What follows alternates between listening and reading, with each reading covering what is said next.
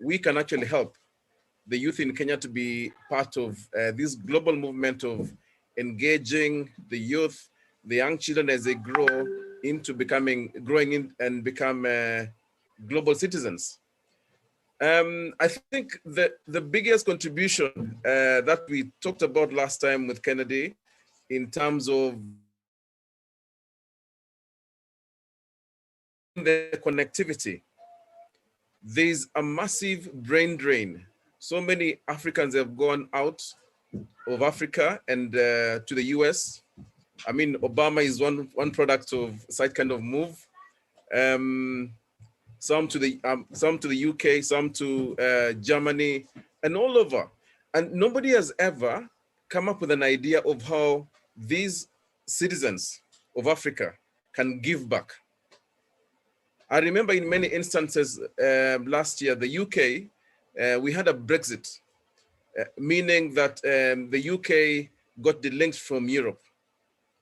And the positive thing in that move was that there's a gap now in terms of employment. There's a gap in terms of global trading. And that is why our president, Uhuru Kenyatta, was able to come to the UK soon after Brexit and secure a trade agreement with the UK Prime Minister. So there's jobs as well. There are so many jobs available currently, and all this information should be able to reach our youth. And most of the work that is available, you don't have to even travel to the UK. You can have agreements with organizations in the UK, and the youth in Kenya can be able to get opportunities. I remember yesterday, as I was following your proceedings in Daystar, I actually followed the whole proceeding yesterday, and there's a lady who talked about social mobility. She said that, you know, is there a possibility that a young intellectual or young sharp student or graduate from Uganda or Rwanda can come and work in Kenya without having to go through the rigorous process of applying for a visa, applying for a work permit, being told you're not from Kenya, where is your Kenyan ID? Is there a process for that? You know, I think the take-home message from yesterday was that we need to address that issue of social mobility. You know, a young person who is bright in Burundi should be able to come and work in Kenya. A bright Kenyan should be able to go and work in Tanzania or Uganda. And we should be breaking all these barriers. I think the same way Europe did. They've got a Schengen visa. You can go from France, you go to Finland, and with one visa. That should be where we are heading. We work on the economy of scale. Yes, bringing all these countries together. Now, in the diaspora, I'd mentioned that I was so interested in what the ICGLR is doing. And I'm willing to bring all the linkages, organizations who are willing to help the youth in Africa. In fact, yesterday after the meeting, I joined another Zoom meeting and I talked about ICGLR, and they told me, you know what, instead of outsourcing even the internet work, like designing websites and doing copywriting, we should give it to the youth in the ICGLR. So if we can actually take this seriously, there are people, I got so many of my friends in the UK to watch what was happening yesterday. All those passionate contributions by the young Africans, they were really touched. There was a lady who talked about the issue of like the gender problems that we have in the country. How she had a problem getting accommodation. She was kicked out of so many tenancies because of choice in life. And, you know, it was like a big shock to the people I was watching with. So there's a lot of, the more we connect the world together, the more we'll be able to help the youth in Africa. So I'm going to connect. There are other Africans in the US and other parts of Europe. I want to link them up so that in every other engagement that we'll be having with the ICGLR youth, we can come up with a solution on how to create jobs that bring money into the pockets of the youth. And there's one thing we all agreed on yesterday, for example, that jobs are very hard in a continent where we are not industrializing. You know, government cannot give jobs. From where? There are no jobs. Jobs are controlled by market forces, but government can give you money to start business. Government can give you the capital. Government can create the environment for you to move from Uganda to Kenya and work through policy formulation. The other thing as well, which I enjoyed from listening to the conversation yesterday, was the issue of how do we influence policy in government. I once worked in government in Kenya, and one thing I learned was that 30% of contracts is supposed to be given to the youth and the women.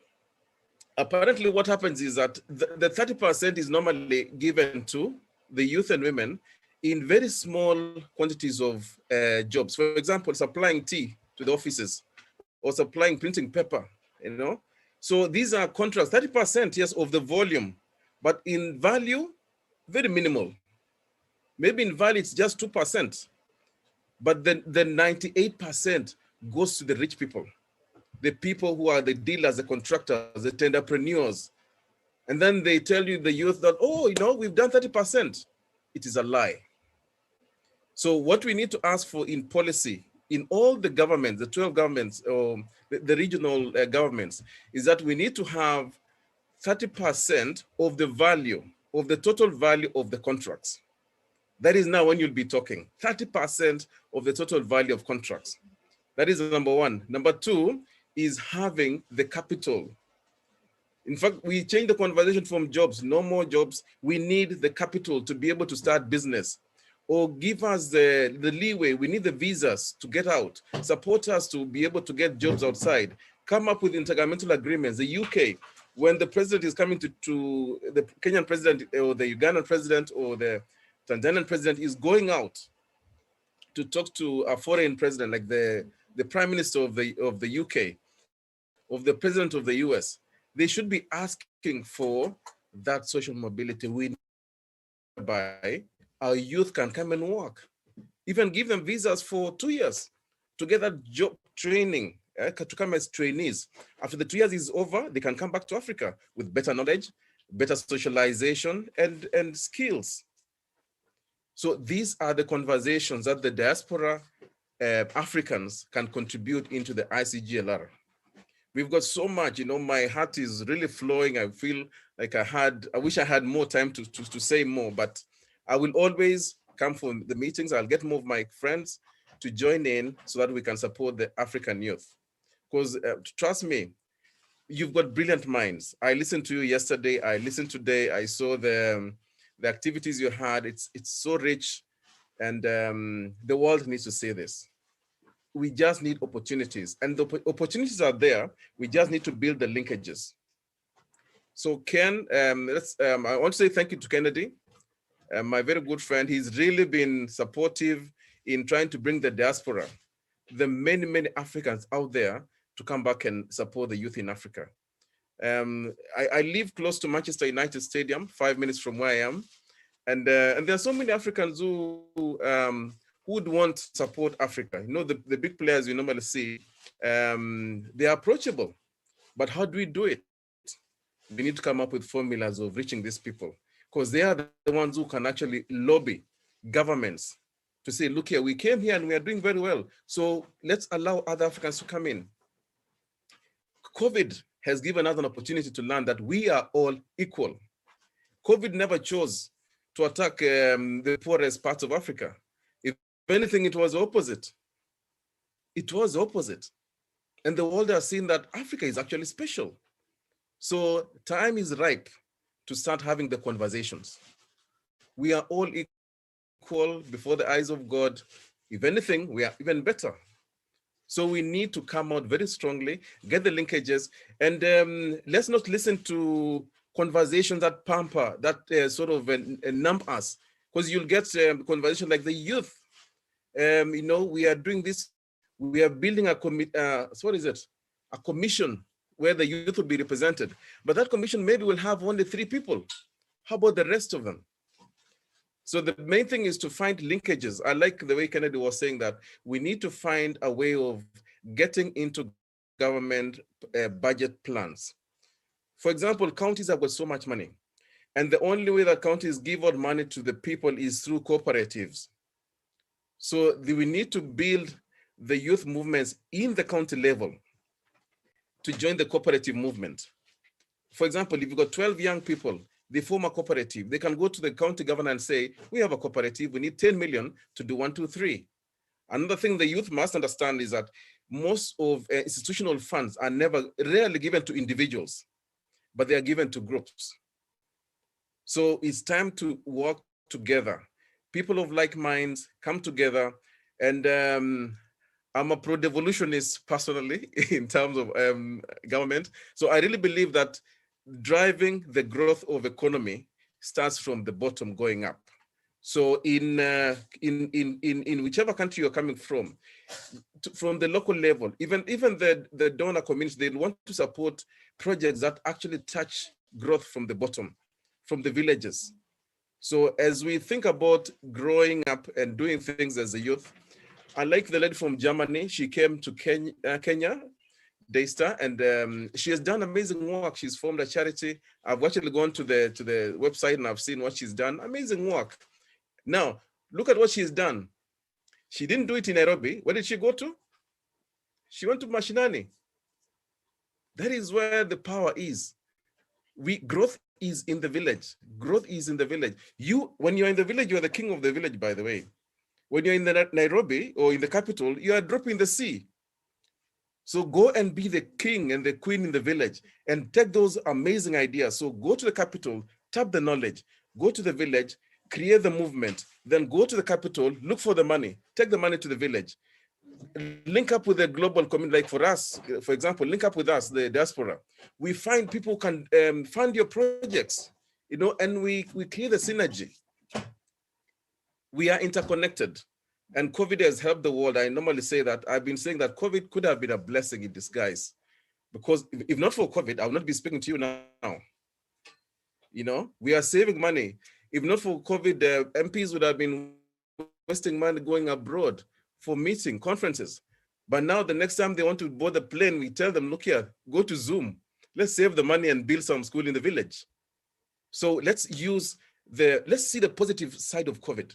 It has connected the world. Let's create linkages. For example, now, if you say that the ICGLR would like to have a conference meeting with an organization in the UK, a youth organization in the UK, so that they can build exchange programs. What will happen? You guys will be able to get visas to come to the UK. And that is how it is done. So COVID has given us an opportunity to link up and actually grow. I don't want to say much because I had only about 10 minutes and I think I've gone beyond, but I'll be joining you. I'm always there. When I'm invited, I'll always join. If anybody needs to ask me anything in terms of connectivity, in terms of networking, in terms of sources of funding, for example, I know everybody's interested to hear that. You could, I'll leave my email address here. It's davidmutai@gmail.com. davidmutai@gmail.com. And thank you so much, and keep up doing what you're doing. If you've got any questions and you'd like me to speak again, I don't mind being called in again anytime this week before the conference ends with particular answers to particular questions. Otherwise, thank you so much, everybody, and may God bless you abundantly.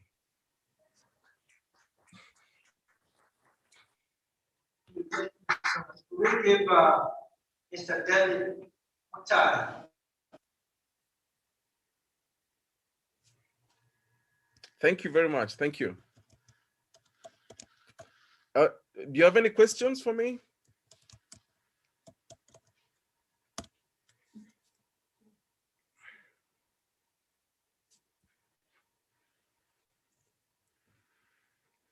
I'm okay to take questions.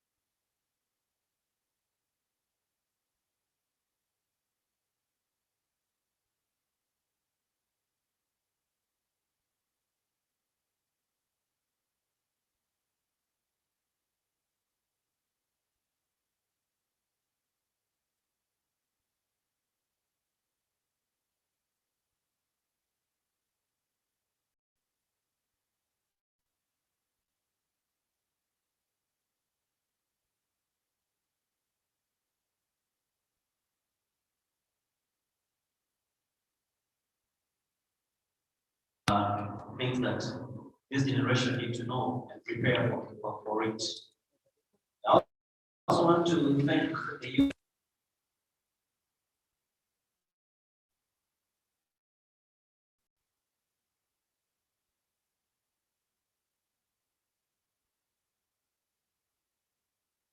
Campaign movement or organization in youth advancement.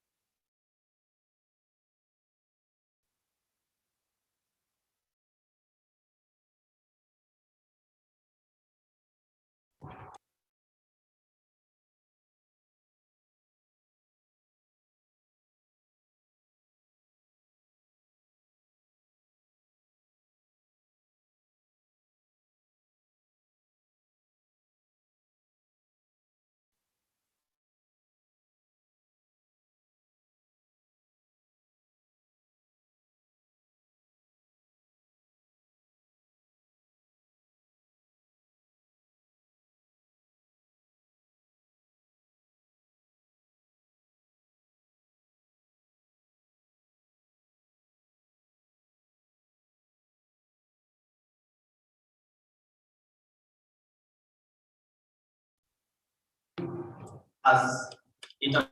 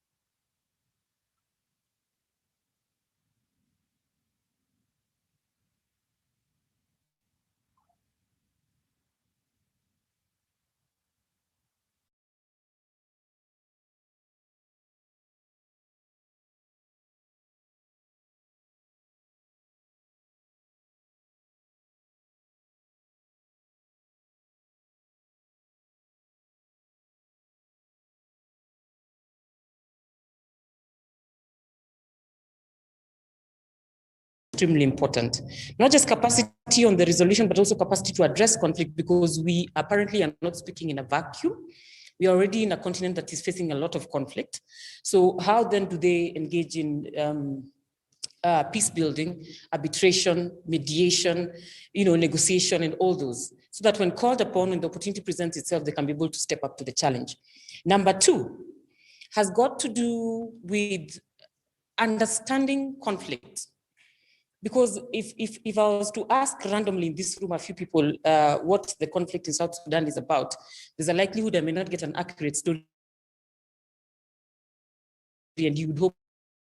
Are you able to get to the bottom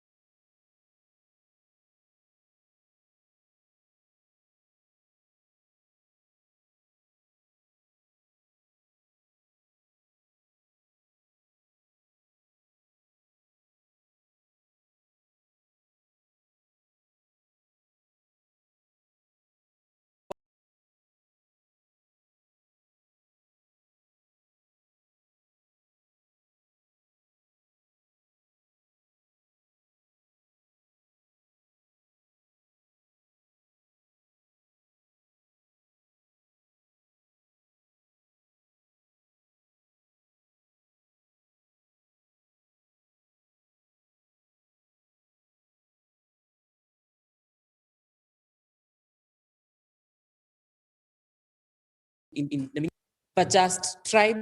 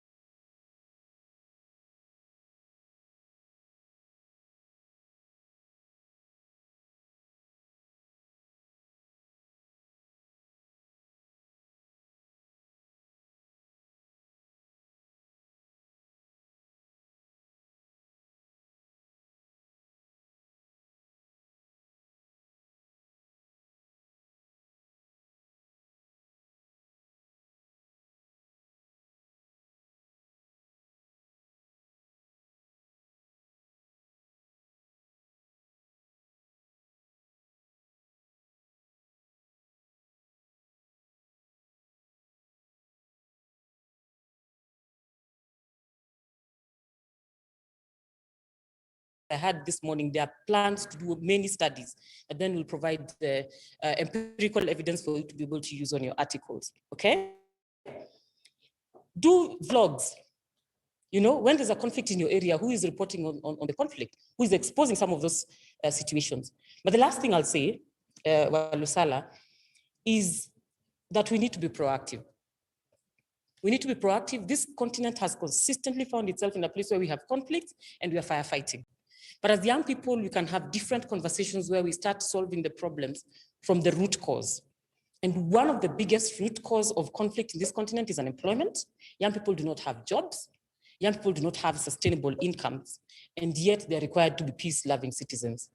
Every single piece of evidence confirms that if young people do not have livelihoods, they will resort to crime.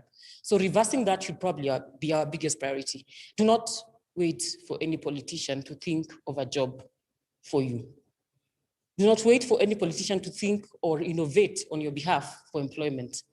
Grab what you can, disrupt what you can disrupt, and make sure eventually you're a big contributor to the GDP of the Continental stock there.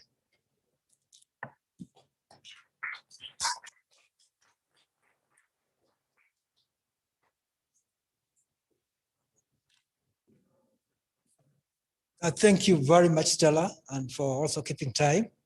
Can we give Stella a very good abacha? Abacha, abacha, abacha, abacha. Thank you so much. Now may I call Irene? You have your PowerPoint presentation? Yeah, I can project. Irene, yeah. You have 5 minutes to make the presentation. You try your best, I know.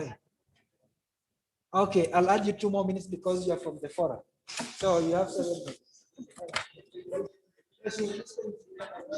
Good afternoon. My 7 minutes have not started counting because they're actually, please load up my presentation. Yes, so they start counting when I say go. Meanwhile, what is one thing that you can take home? Anyone? One thing that you've learned so far that you can take home? Yes?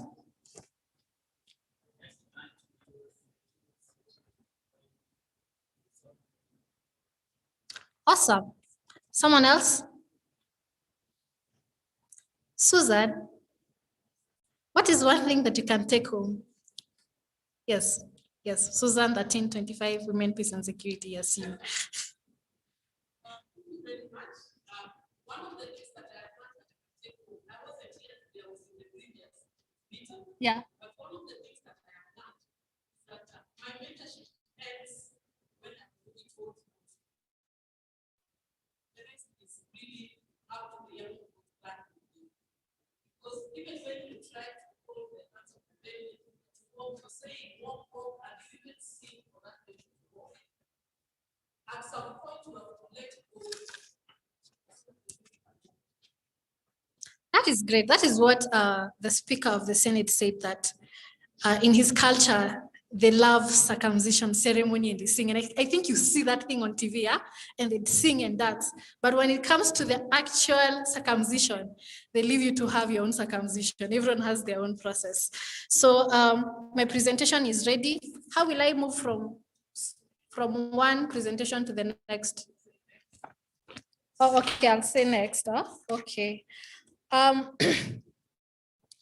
Last time we met, for those who are here, I did a poll and I will do the poll again.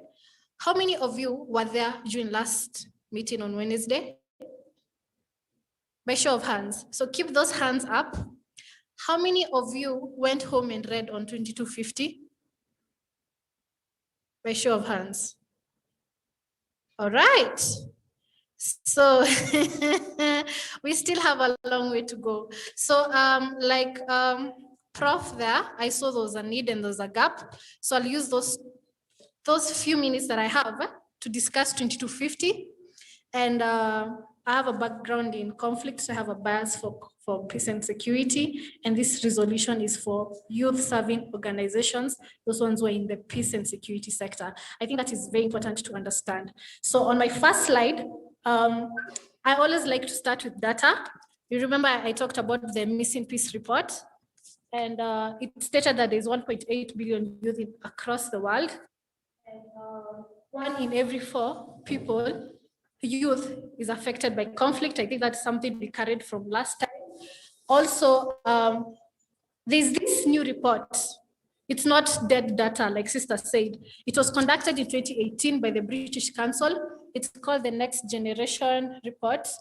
It's actually Next Generation Youth Voices, but I call it Next Gen Report. And it says that as of 2015, 1.2 billion youth of age between 15 to 24 are, that is 1 in 6 people are yes, one out of 1.2 billion, that is 1.2 billion people across the world are of age between 18 to 24, and that is the next generation of youth. And the number will increase to 1 in 4 people by 40% in 2030. So let's go to the next slide. So 2250, it was adopted in 2015. It has 5 pillars that we know.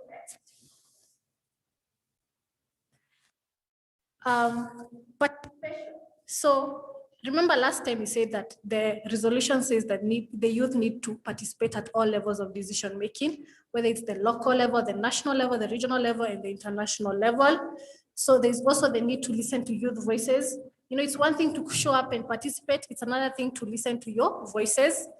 And also there's need to address the needs of the youth. Once they've got the issues and the needs that they need, so we address those needs. The next slide.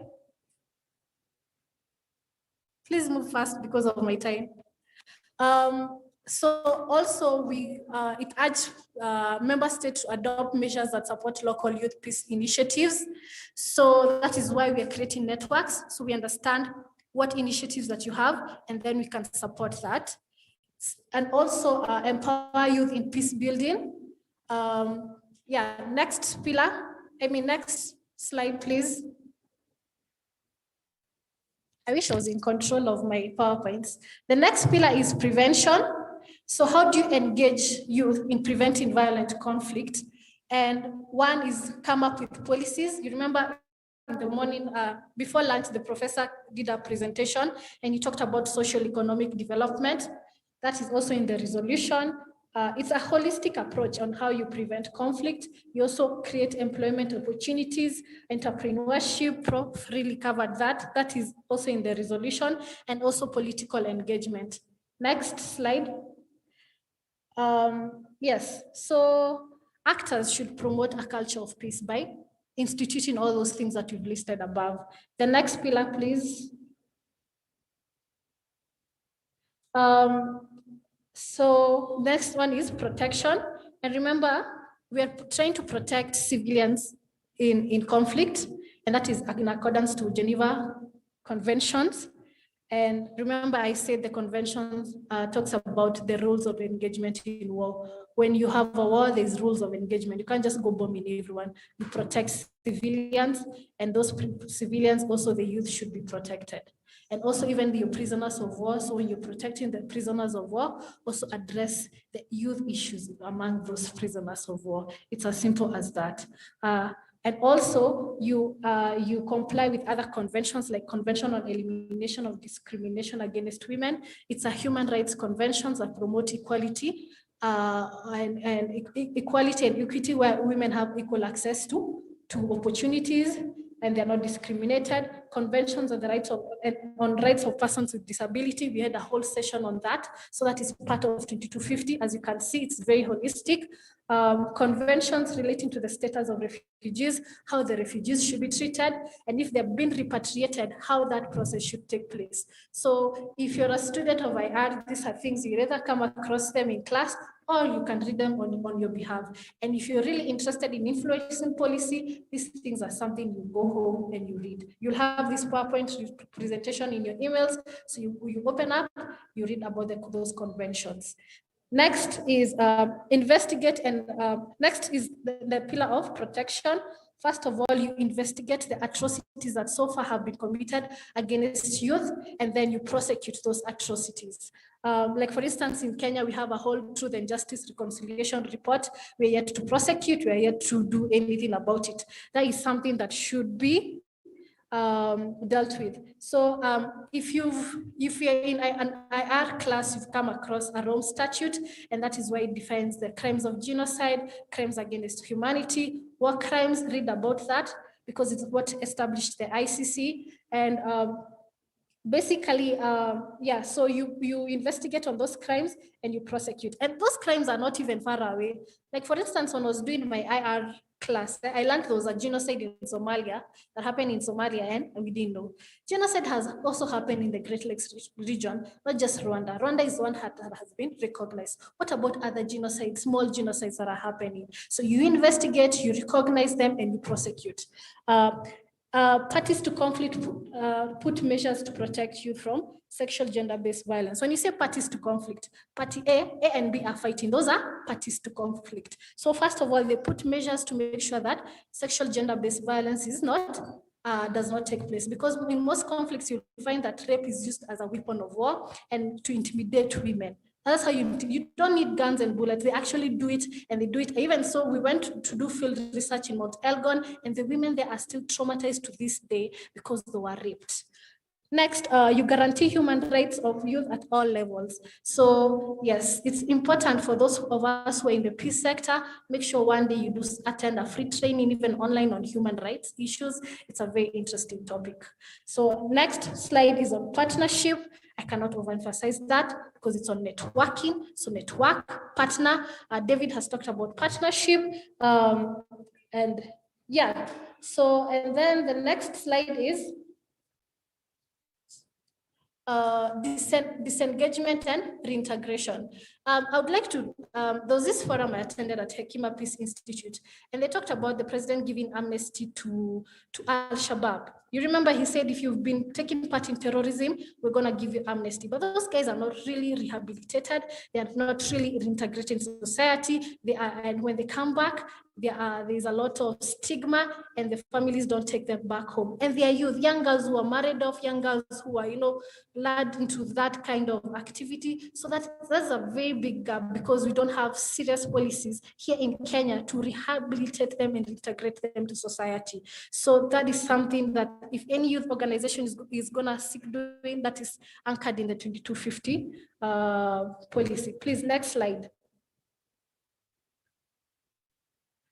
Now, subsequent resolution 2419, remember last time I talked about it, put emphasis on the role of youth in negotiating peace processes. Read about 2419 and what issues it brings to the table. If you're able to understand 2215, 2419 came about after the SG commissioned a research which was labeled missing peace, and the recommendations, especially the youth were missing in negotiating peace processes, that came about. That's what brought about 2419. 2535 is a very special resolution because it was launched last year, and it puts emphasis on the role of youth in peace processes, humanitarian action. Remember, we had a pandemic.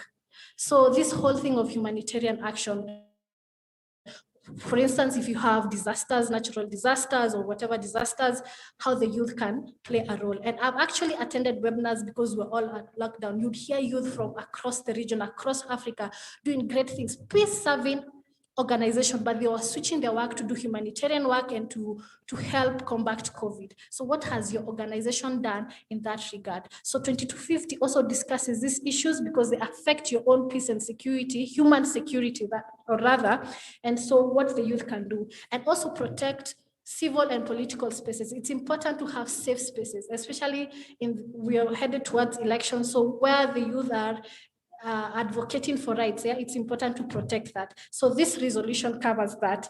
And last but not least, it anchors youth peace and security agenda in the Security Council. Remember last time I told you how it does it, and it's through it urged the Secretary General to provide biannual reports to the Security Council on the implementation of 2250 and 2419. You know what that means? That means you guys who will join this sector, After every 2 years, we'll be having a national meeting where we are reporting on what your organization did on a certain pillar, and then we influence what is in the New York report. So in this thing for the long haul, don't think we are letting you go after this. You will pay for the meals. I'm just kidding.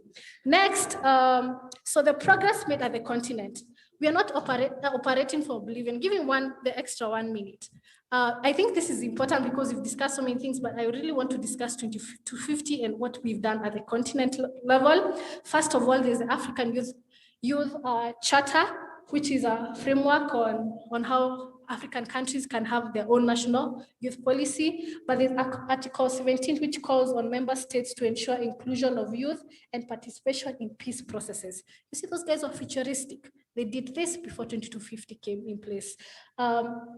And then the African Union have gone an extra step further. They have had an AU Youth for Peace agenda that is after 2250, and it deals with issues of peace and security. It deals with Article 17, 2250, and even silencing the guns. I don't know if they're still being silenced because in 2021, I don't know, somebody might tell me. But anyway, yeah, that deals with that. And it was aim was to seek to promote meaningful participation of youth in all spectrums of peace and security. The next thing that the AU has adopted so far, next slide, I'm almost done. They came up with a continental framework on youth peace and security. Apparently, they also came up with a study on what the youth organizations have done in matters of peace and security. And from that, they identified the gaps. The same research that they did, I think from the Great Lakes region can copy from that. From those gaps, that is what informed the continental framework, and it is there. So as we start this work, and researchers will not be, we'll have something to do and ideas, and we can even add flesh to it. Next slide. In Kenya, I would like to talk about our constitution. I think I talked about our constitution. We have a Bill of Rights, and there's special provision rights, and there's a whole, subtopic there about the youth. And it talks about affirmative action, where you access to relevant trainings. That's also in 2250, where you have opportunities, access to employment, and the national youth policy. How many of you, after the meeting on Wednesday, went home and tried to go through the national youth policy? Wow. So in the national youth policy, apart from advocating for labor laws and creation of employment, it talks about the role of youth in peace and security and being involved at all decision-making levels. Please, if you want to influence policy, don't just attend forums. Read so that you can influence something. If I want to influence the way this hotel does its marketing, I'll have to look at its marketing strategy so I can include my own issues. Please don't just come here, get good pictures, good food, then go home. Please give us something. And then now the opportunities, we're already a member of the Security Council, and when we were advertising and we're lobbying for efforts, we had a 10 points agenda. Part of that 10 points agenda was to promote the role of women and youth in peace and security. We should hold foreign affairs and government to account so that they can help us to domesticate this thing. And also we can influence decisions at Security Council. We have a tenure for 2 years. Every 2 years, because of the biennial report, there will always be a resolution on 2250 youth peace and security, whatever it will be called. So what stops us? She's from foreign affairs. In the next 2 years, for us to sponsor a resolution on youth peace and security. That is on you and your ministry. Please help us in that regard. And also Kenya is a member of the AU Peace and, please go back one slide, AU Peace and Security Council. So what have we done so far in matters youth peace and security? Are we just a member? Because I saw an article I was reading, they're like, since Kenya is lobbying to be part of UN Security Council, what have they done for the continent where they are a member of AU Peace and Security? So what can we do as youth in that regard? Or we just want to sit there and say, yes, we are a regional hegemony, and then what? Next, President Kenyatta was named Global Youth Champion. I'm yet to see what is done in that regard and what political will can he bring to the table. Because it's one thing to be labeled, it's another thing to do work. So we need to do work and hold him to account. He's our president, we voted for him, for those of us who woke up very early. And now we have the Secretariat, it's here in Kenya. We are praying and hoping that the Foreign Affairs will lobby its launch soon, so you can utilize it and to advantage, because we're trying to come up with a work plan for 2250. So we have the opportunity to influence policy at the regional level. And that is the end of my presentation. Yes, I wanted to end with a quote. And there's this poet, he said that we do not inherit the earth from our fathers. We are borrowing it from our children. I'm only youth for as long as a few years. Next thing you'll see me with children, will I be calling myself youth or I'll be a woman? So what will I have done in matters youth? What will you have done for your children? Because they'll soon be you, then you'll be grandparents. So let's do something. Thank you.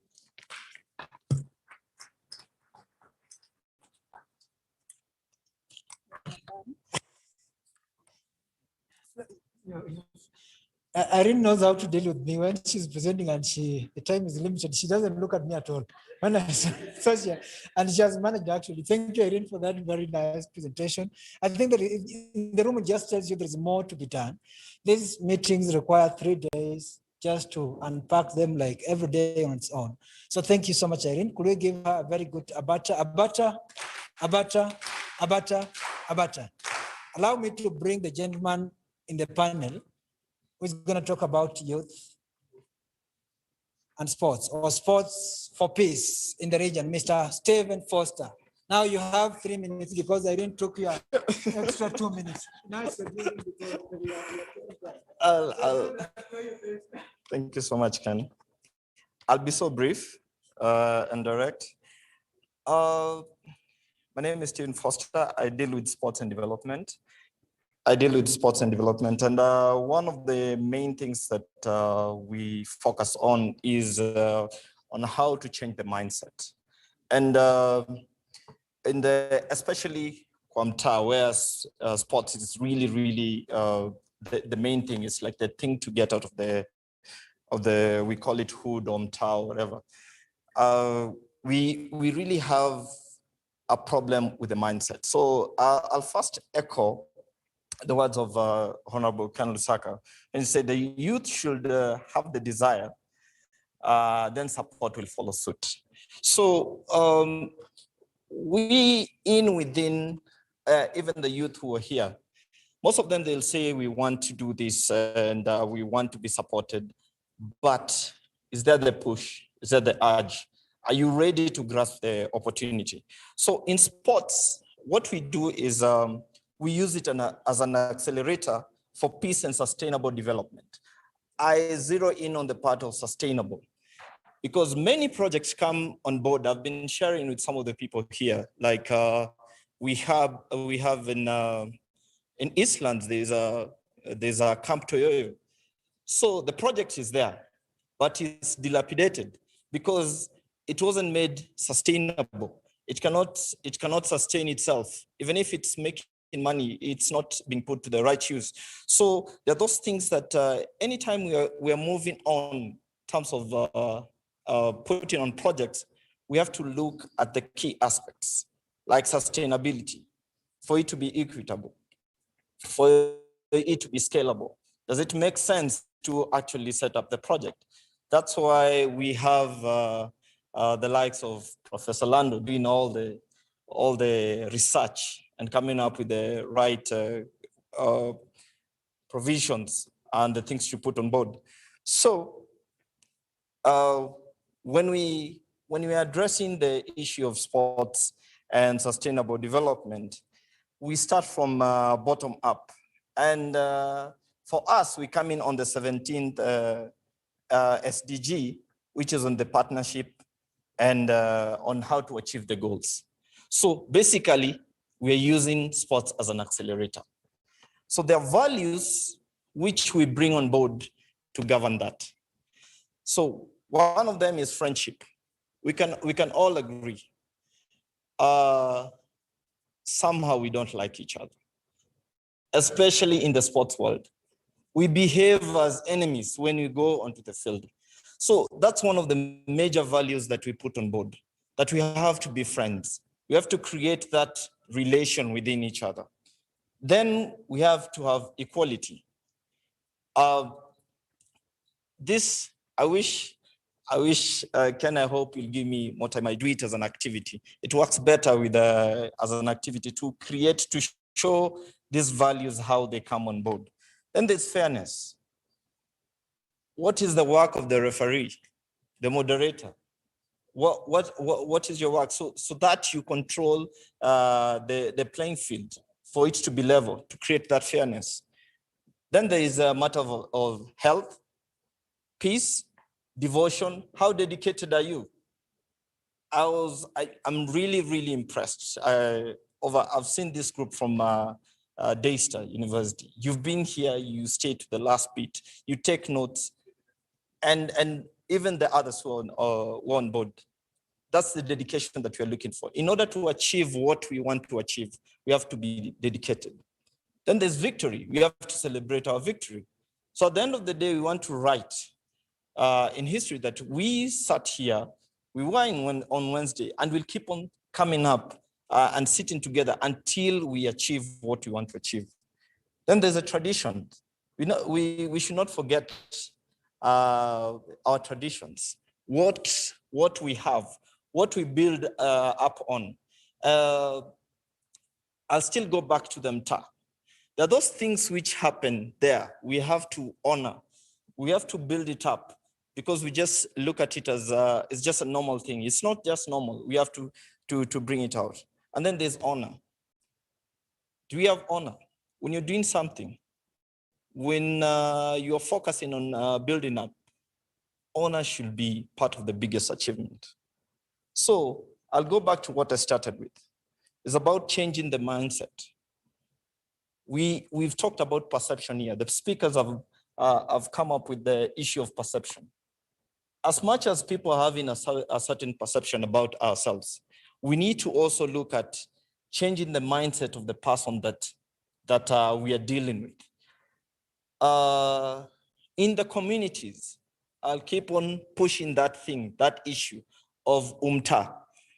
In order for you to change as a youth, you have to be ready to change in your mindset. And then also, we are also the ones who are making the policies. We need to be ready to provide an option.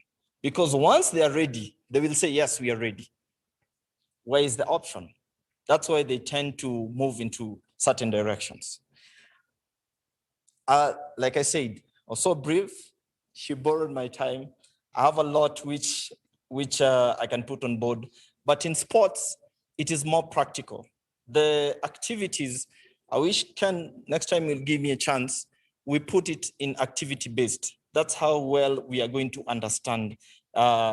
Because everything that we do it governed by the 9 values. Then I'll take you through each value and how to best apply it.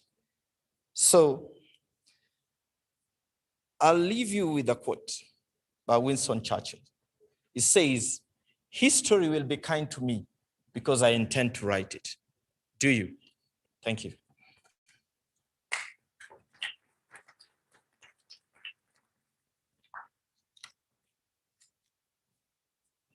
Thank you very much, Foster. I don't know if history will be kind to me, or I will write for people to read, or I'll talk for people to write, or I perish. Thank you. So allow me to call upon Madame Antonia Sophia. Antonia, I'll not be very harsh on you because you are a lady. I'll give you 5 minutes because I had Susan saying, Ken, you are very harsh on your fellow man. No, Foster is my good friend, so sorry for that, Foster. Thank you, Ken. Yeah, good afternoon, everyone. Yeah, I think I can thank the VC from Daystar University and maybe Sister Professor can give it to him to have the opportunity to talk here. Yeah, I have a first question, how I would like to start. Who of you lives in a community that practices FGM, female genital mutilation, or comes from a community? Yeah, so some hands are going up. Yeah, and in Kenya, there are 22 counties that still practice female genital mutilation, which is quite a lot. And most of them have very high prevalences between 70 and 90%. So I'm just gonna talk about what I have been doing since my 18th year here in Kenya. And I actually came to Kenya as a student. I was still in high school. And I just heard about this FGM, and then there was a program, and I got the opportunity to join, and I came to Kuria, to Bigori County. So I faced FGM on the ground, and I really didn't understand why it was happening. Why do girls have to undergo such a crime in order to grow up? And I had to come back to the community, and I had to live there for about 4 years until I was able to understand everything, until like I knew how to cook ugali, how to slaughter, how to go to the farm, you know, small things that you do in the local community. I speak Swahili, a little bit of Kikuria, and yeah, it just takes time to understand a community and why they practice such norms. It's a social norm. So understanding that, and my background is I'm a paramedic coming from a medical field. We started with community members, we started building a primary school. And from that primary school, we started doing sex education. We did different programs with the community, and they are all community led. Like, as you see, I'm standing here and I'm not in Korea right now. So I had to stay there and learn how the community works, but I'm able to have a very strong team, very good network on the ground, which is able to improve a lot of, to implement all the programs. So yeah, when COVID hit, wait, let me just give you a short background on FGM. For those who have not been in touch with it, so it's female genital mutilation. It's also called female genital cutting. It's a violation of the human rights, and worldwide we have over 200 million girls and women who have undergone female genital mutilation. In Kenya, it is every 5th girl. So if you count around, 1 out of 5 has undergone it. Since 2011, the government passed the Anti-FGM Act, FGM board in the parliament, which works again.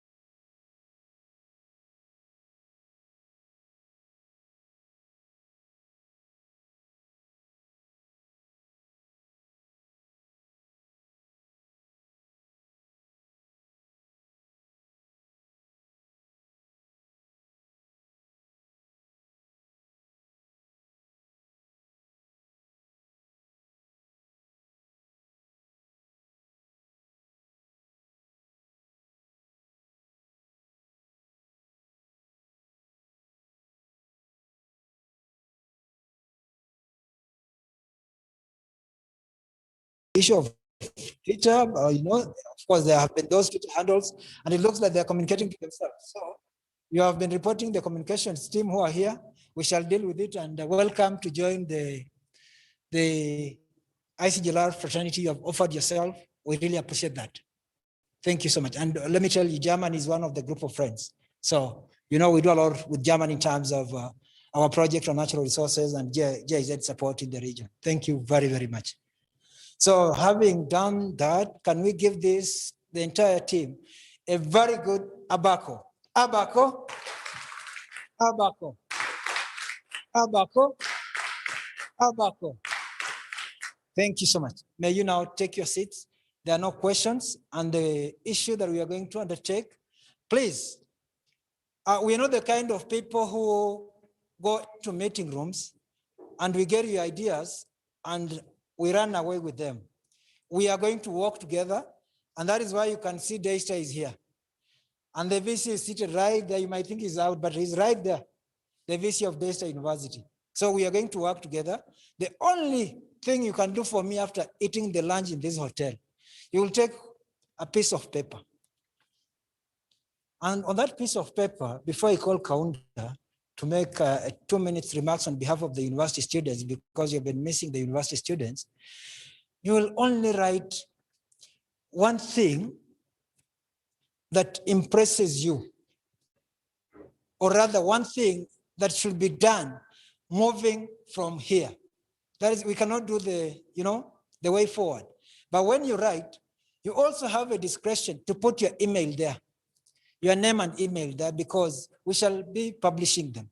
If you want your name to appear when you're publishing, just put your name, organization, email address, and if possible, telephone number, if you want your issue to be published. But if you want just to come to the conference and be a conferencepreneur, then don't write. And next time, when we don't call you, don't say, why didn't you call me? Yes, I have friends, but those who know me, I'm very strict. We can laugh, we can whatever, but when it comes to business, I'm a different person. Things have to be done. To be speaking the same lamentations from 3 years ago, 4 years ago, just lamenting. That is why we're here. Very well, you must know that the heads of states have given us an opportunity to come up with the regional action plan on UN Security Council Resolution 2250. These are 12 heads of states of the Great Lakes member states. And we have started the journey. Some of you will have interacted with the documents. Some of you have not. Today, I didn't want to present the ICGLR process. I will give you a website that is www.icglr.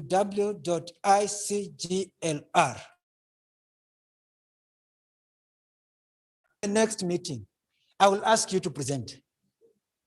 Yeah, that is how I work. So, I also want to know, are you informed or are you just coming to listen?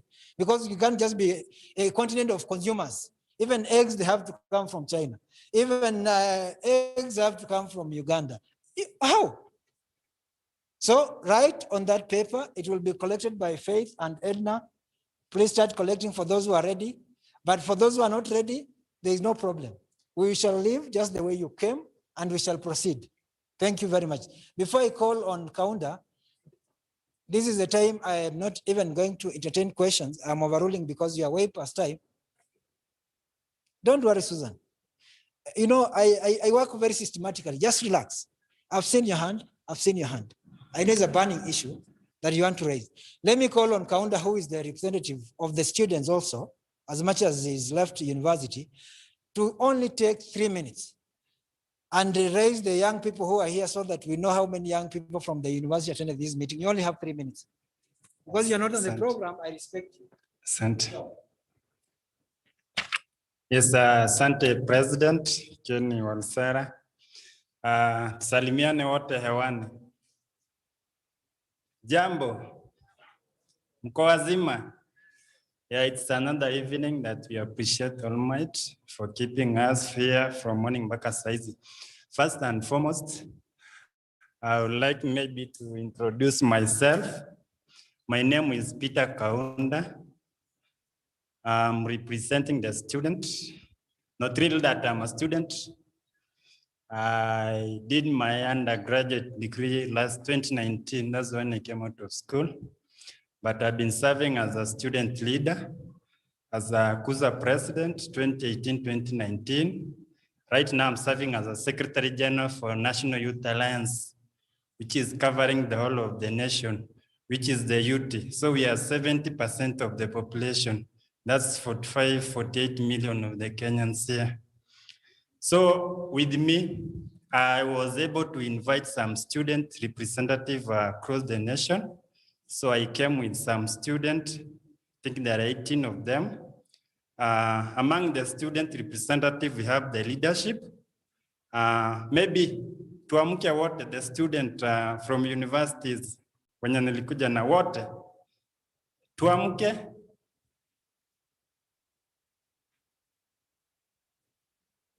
Yeah, these are the university students, yeah.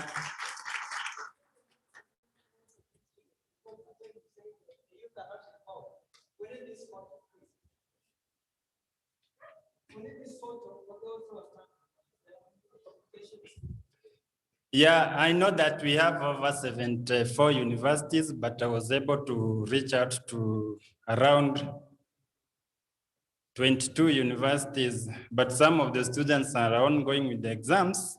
I think next time we'll be able to involve over 72 universities. Among these students, we have the presidents, and I cannot maybe ignore by not introducing them. The student president from Mount Kenya University, Saitoti, can come here and greet people 1 second. And then you have Agnes Bange, the current president of KUSA. He'll tell us what's the meaning of KUSA.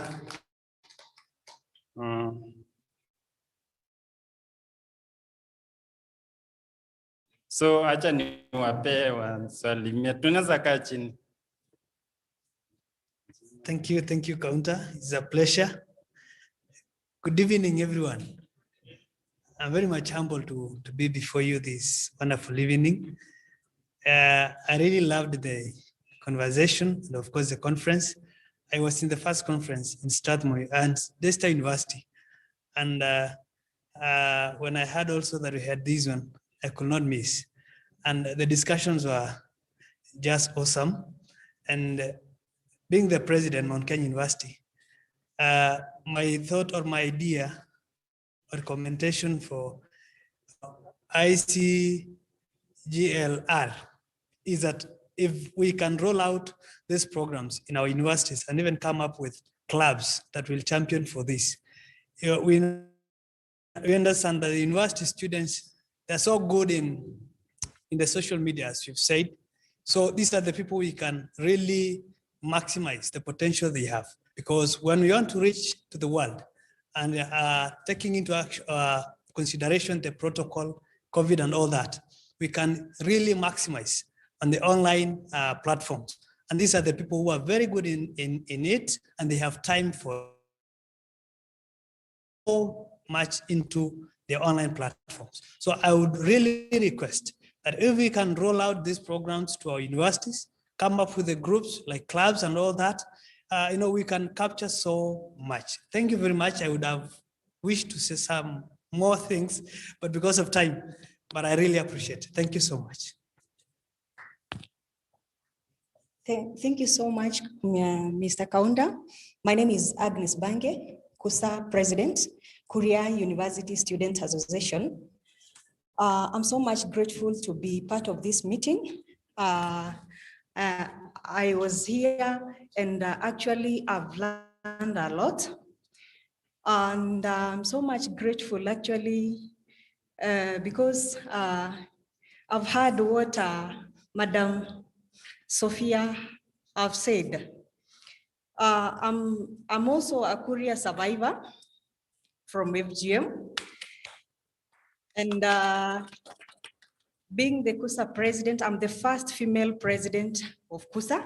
This is an organization that started from 1985. This is the time that we've got a lady president there. And I would like to request Madam Sophia to work together with us, because I know that with your effort, we are going to end FGM in Korea. Another thing is to all students. You've heard that it is good. Don't wait for the opportunity to come for you. Can you grab the opportunity? Because even today, whoever is here, you have a very big opportunity, because we've learned that we should not wait to look for employment or to look somebody to help us so that we can get an employment. You can come up with an initiative, and you know the government will come for you, and you will work for them as you work for yourself, as you help the people down there in the community. Thank you so much. Thank you, great people. And also I'm a member of International Conference of Great Lake Region. Thank you so much. May God bless you. Good evening. It could be unfair if the University of Nairobi could not be represented. Anyway, my name is Felix Kemboi. I'm from a student leader from the University of Nairobi, and also chairperson Baringo Students Organization, founder of Peace Drive Initiative Kenya. I would like to comment on today's event and appreciate the organizers for what you have done. It's really encouraging, and each and every person who have presented something here. So in the Peace Drive Initiative, we are focusing on the pastoralist communities, like what's happening in Baringo County, where I come from, and Elgeyo Marakwet and the borders. So I think we will need to bring together all our efforts so that we have peace from the local area to the whole nation. We'd also like to call upon the people from diaspora that we can start advising our students and advising the people who are championing for peace at the ground level, even virtually. Let's start now. Let's not wait until the time whereby we will take our peace ambassadors outside the country to get content or to drive for peace, but we can start it now, starting from us. Let's just converge all our minds together so that at least we can have a peaceful nation and a favorable environment for each and every person to do their whole thing in Kenya. Thank you very much. That was my time, Felix Kemboi. But I came on courtesy of Youth Senate. They did not invite me. I came courtesy of Youth Senate. Have a good evening. Thank you so much, guys. Yeah, asante. Tuwapigia makofi. Yeah, asante. Thanks for the student leaders when you mmekuja. And maybe part of my remarks that can say that we have been working on student affairs and also as in terms of youth affairs in this nation. So in 2019, we became KUSA became the first organization that approached the president when he was making a remarks on maybe making a FGM as in legal, and maybe forming a strategy on ending the FGM by 2022. It became the first organization that invited the president to Migori County, that we launched the 16 days gender-based violence that was celebrated the whole of the nation. So that was good remarks for the youths. It was part of the role as the youth that you were there. And also as part of the organization, we also being what we call drug abuse and alcoholism. You know, that's part of the conflict that is influencing our youths. So my remarks is about youths and leadership, youths and employment. You have youths and talent and their strength. So I know that we have shared a lot in terms of information. And also the organization that is being involved in this forum. We know we are going to take an implementation act whereby already we're having the information. Now what we are going to do is that we are going to implement. If we come into Implementation Act, that's when we can really see the nation moving ahead. We are the youth that we want to have a mitigation towards maybe fighting these some of the issues that's happening in our schools. Like we create awareness and also sensitization in the community. I think that one can really help. So this forum will be beneficial to our youths and also to the community. So maybe because of time, I'll end with that remarks. Thank you.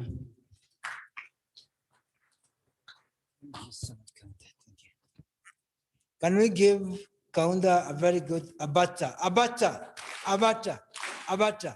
Meanwhile, as we give the club to Caronda, may I have Madam Wendy to come from the Girl Guides Association of Kenya?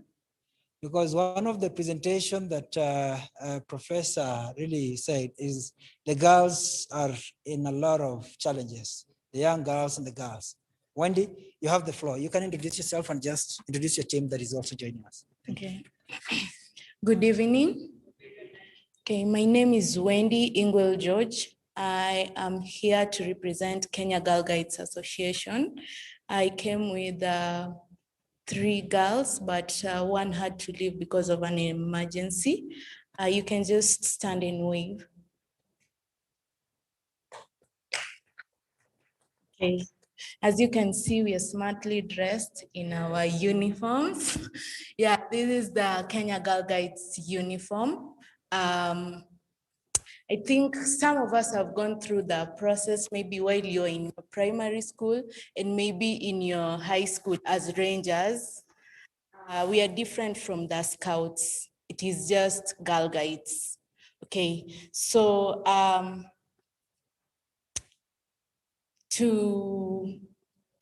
think as everyone was speaking, a good number of us here are from the universities. And I was like, okay, maybe I'm in the wrong place. But now I also just concluded my bachelor's the other year, so it's not been long. Okay, to my points, Kenya Girl Guides Association is a non-governmental organization that is that works majorly with young girls and women in the society. Some of the activities and programs that we do, we encourage girls in terms of SDG 4, that is education. We work with girls in high schools and even in primary schools. I was glad they introduced the CBC. That is, it's partly some of the things that we do as Girl Guides, go for the camping, some of the extracurricular activity, life skills. And I'm happy that the Ministry of Education put that in the current system, the CBC. We also deal with issues on gender-based violence. I think we've all, one way in another, whether you're a female or male, you've had someone either around or even yourself, you've experienced something on gender-based violence. So I believe that because it's self-explanatory. So majorly we just sensitize, and where there is a problem and we can give a helping hand, then we extend a helping hand. There is campaigns on action on body confidence, menstrual hygiene management, sexual reproductive health education, self-smart, so, and even green tech and good turn. These are some of the activities that once you're involved in the movement, you will be able to get the opportunity to go outside. For instance, I am a young leader. Young leaders, they are those who are between the age of 18 and 35 years of age. These are basically youths. So once you're done with your high school or even in your university, the time that you have that maybe you're not involved in anything in school and they have activities, you can be called upon to come and do some of these activities, which will enable you grow up wholesomely as a young woman in the society and be able to stand for yourself in any circumstance that you may face. We also do FGM, female genital mutilation.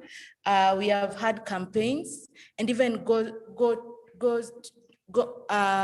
have had campaigns and we have gone to an extent of going to some of these counties, especially in the eastern regions where this is practiced, and we have extended and helped through sensitization and even saving some of the girls who have gone through this and who are supposedly were to go through that. There are international exposures. Young leaders, you might be selected to go and represent such a forum. And apart from such a forum, you can also go for volunteer program, exchange programs that enables you to interact with other young leaders and young girl guides outside there. There is the bigger organization which is called World Association for Girl Guides and Girl Scouts. It is this that helps girls to go outside there. For instance, I've been to Madagascar, courtesy of the program. And it is a journey that I think for me, it is something that I was a very shy person, but standing here talking to all of you without any fear, okay, it's a nice thing. There are also, especially now that we are going to have our general election next year, we are having sensitization on peace and civil education. And this is also to encourage those women, maybe probably planning to be part of leadership, of being leaders maybe next year, or even those already in leadership, and even those who want to be trained through the process. This is an opportunity that goes for them. And different advocacy programs, mentorship, and every other thing that can enable a young woman become a whole-rounded person. Just to conclude, I want to conclude with this quote, because it is something that has really helped me in how I communicate to people and even interact with people. Okay, whenever you feel like bashing out another person's opinion or an idea, remember this: you're not wrong, you're not right, you're just different. Always remember that. Okay, thank you very much.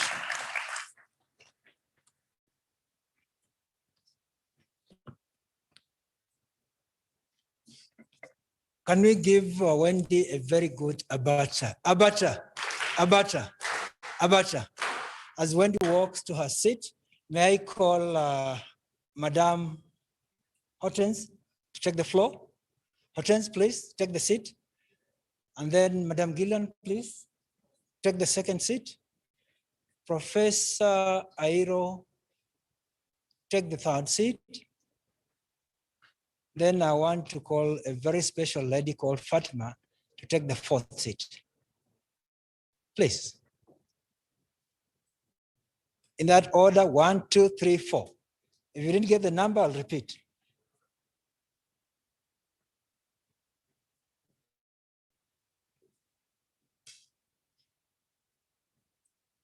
Gillian, you forgot. I was speaking to you.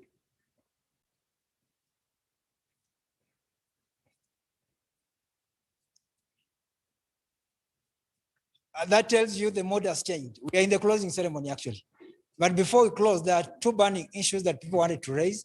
Wendy, call your team, please. Just come. I want to give you something so that you take to your chief commissioner as a proof that you are here for this particular meeting. Otherwise, you might have just come in and gone somewhere else. Please just come with your team, and I'll ask Gillian from Ministry of Foreign Affairs to hand over this photo to them. Please come and pick this. Come with your team. Gillian, please just come here.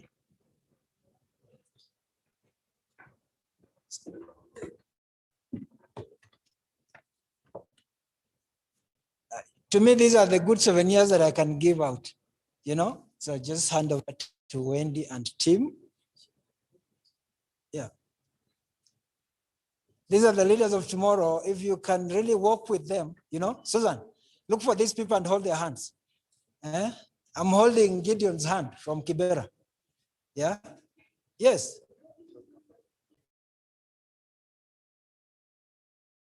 Yes.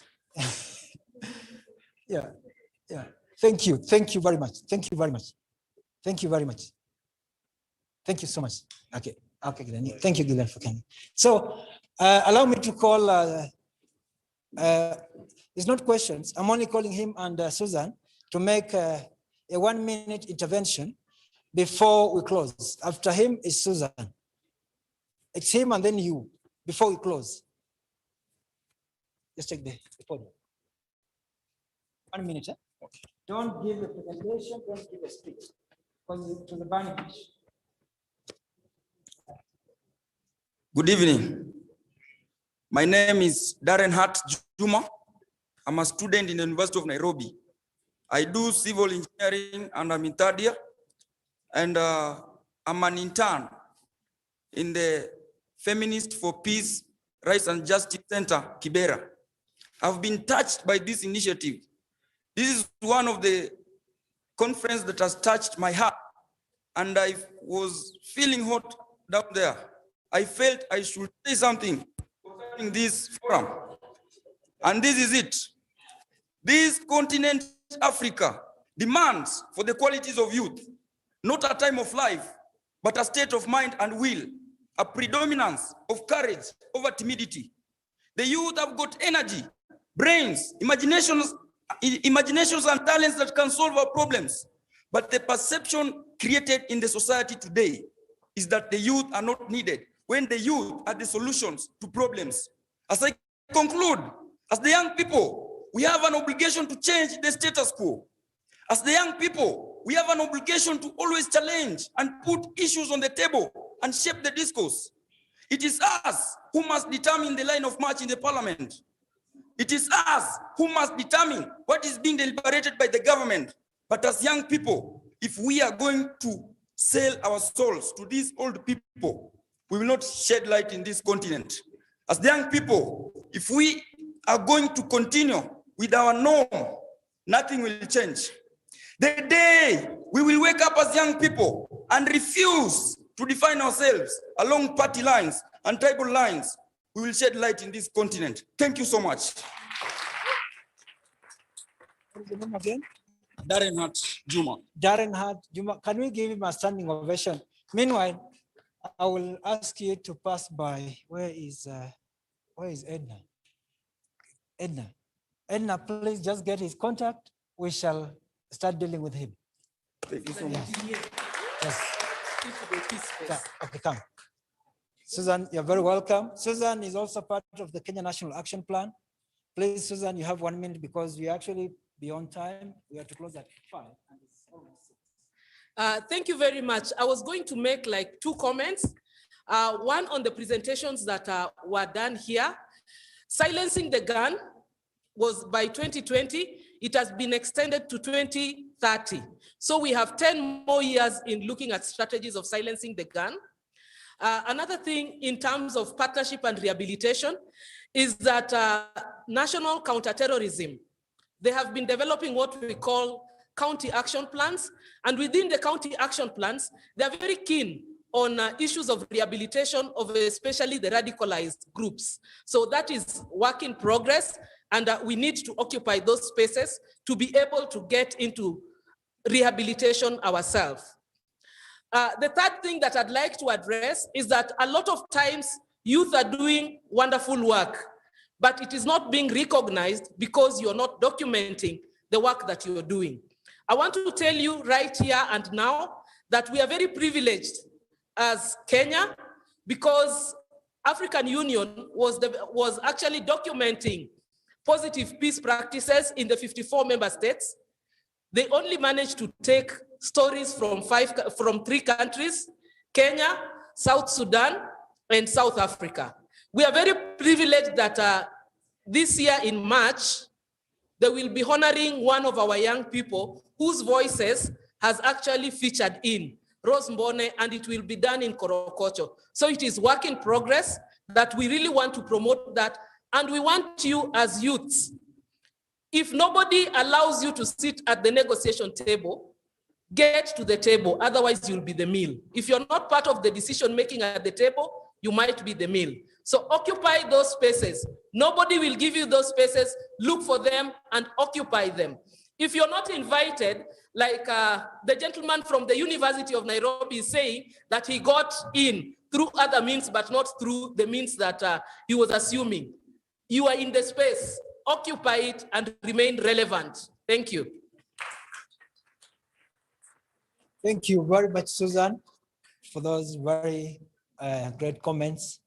Now, at this point in time, before I call the officials to close this meeting, allow me to call a very special heart, call the only and only Sister Professor Agnes Lucy Lando to just share a 1-minute remark. Professor, please welcome. You know, you have to encourage these young girls that you can be in the convent, but also read and become a professor. Thank you very much, President Emeritus Kennedy Walusala. I'm lost for words. The energy of the young men and young women in the room, the knowledge, the experience, but above all, the passion. I just want to encourage you that you have all it takes to be where you want to be. As I was sitting there, looking at myself, looking at my colleagues, looking at the people presenting here, looking at my Vice Chancellor, I'm saying, soon we shall be out of these offices. We need new professors. We need new engineers. We need new scholars. We need the next President Emeritus of ICGLR. Where are they going to come from? From the youth, isn't it? From the young men and the young women gathered here. So I want to encourage you, whatever dream that you have, and if you have identified that direction which you want to walk, so long as it is an ethical direction, it is a professional direction, it is a direction that's going to build you and build others, follow it. Let me ask a very simple question.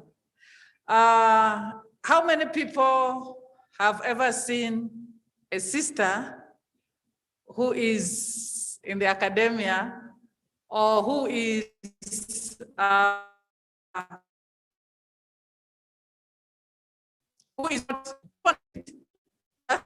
in the church praying?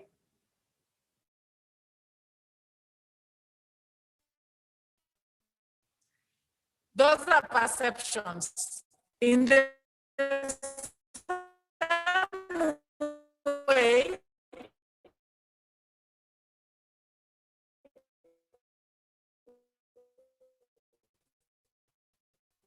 maybe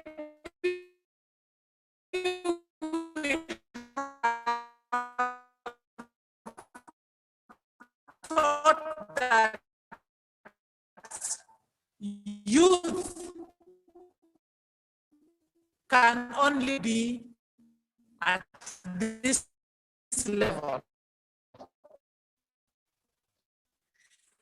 And I want to challenge the youth.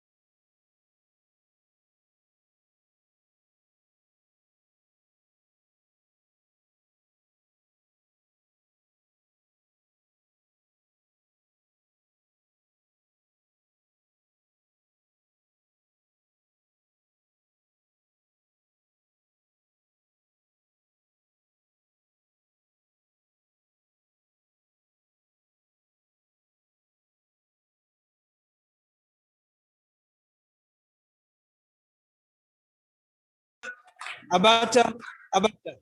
Now, allow me to call Dr. Laban Chisang, who is younger, and he can speak to the young people. Please, Dr. Laban, please share to the young people. Yes, good evening once again. Yes, I think, thank you very much, President Emeritus, for the opportunity for me also to share one word for the youth. As you can see, I'm also youthful. If Radoli is a bit ahead of us, that means I'm just right with you. Yeah, so by training, I'm an economist. I teach economics at Daystar University and at the Department of Economics. Much has been said in this meeting today, which have been, to me, a learning lesson, not just for the youth, and also for everyone. I just want to leave you with one word. Where I come from, most of you might not even, you might not actually believe that I've taken myself from where I come from to where I am. I've been in so many places just because I saw an opening and I took it myself. Not with the help of others, but when I spotted a chance to progress myself academically, that's how I was able to move a little bit ahead. My advice, especially if you still have the chance to grow and nurture talent in you, kindly not to look for opportunity, either to serve as a leader, to come up with a business, to look for a job. What it means is that that qualification and that skill that you have opportunity. But beyond that, I had three things. The slide which Professor Iro added on soft skills, I want to add two things on that. That is timeliness together with discipline. If you have the discipline, timeliness with the soft skills, then the employer will no longer look at your qualification, but it will look at the sustainability of that opportunity. So those three things will sustain you in that position. Otherwise, if you lose them, that will be the end of it. So I want to encourage the young ones who are here, take the chance, grab it with both hands and work with it. That's how you make life. I want to appreciate you for the opportunity. Thank you. It can be done. Thank you so much, Dr. Laban Chisang. Allow me to bring in two people from Daystar. I think the three. Dr. Evans Samata. I don't know if you're learning something. The young people, please, you save the best for the last. Good evening to you. As you've been told, my name is Dr. Evan Samata. Just to encourage you, just the way Dr. Chisang has done it, I started teaching in the university at the age of 26. You can guess how long I've taught by guessing my age, but I've taught for quite some time. I'm currently serving as the Dean of the School of Business and Economics. Really, I thank God for giving me that opportunity to serve. But I would say one thing. In life, you must have a vision. You must know where you want to go. You must know the purpose for which you live. That is the beginning point. You must set targets. Where do I want to be at this time? And of course, you must work on it for you to achieve that which you've set as your target. Those are the principles that have guided me up to where I am. So even as you're there as a youth, have targets. I know Lupita Nyong'o said that all dreams are valid. So your dreams are valid. All you need is to work on them. And I'm excited to have been part of you in these several meetings that we've had. And I really liked listening to you. And I think you have very, very good ideas. I want to encourage you, continue. Never give up. and the sky is not the limit, you are going to achieve all that you desire to achieve. Thank you, and may God bless you. Thank you very much, Dr. Samata. Can we give him a very good abata, abata, abata, abata? Now, we have one of the Daystar who is also senior, and he's waving at me like this, like he should not come. Please just come. Kindly, now that you have even identified yourself, is important because there are things I don't do. I am very open. What I do is in my heart. Please. Yes. Thank you. Good evening. Thank you very much for this opportunity. I think today is the first day I came to this meeting.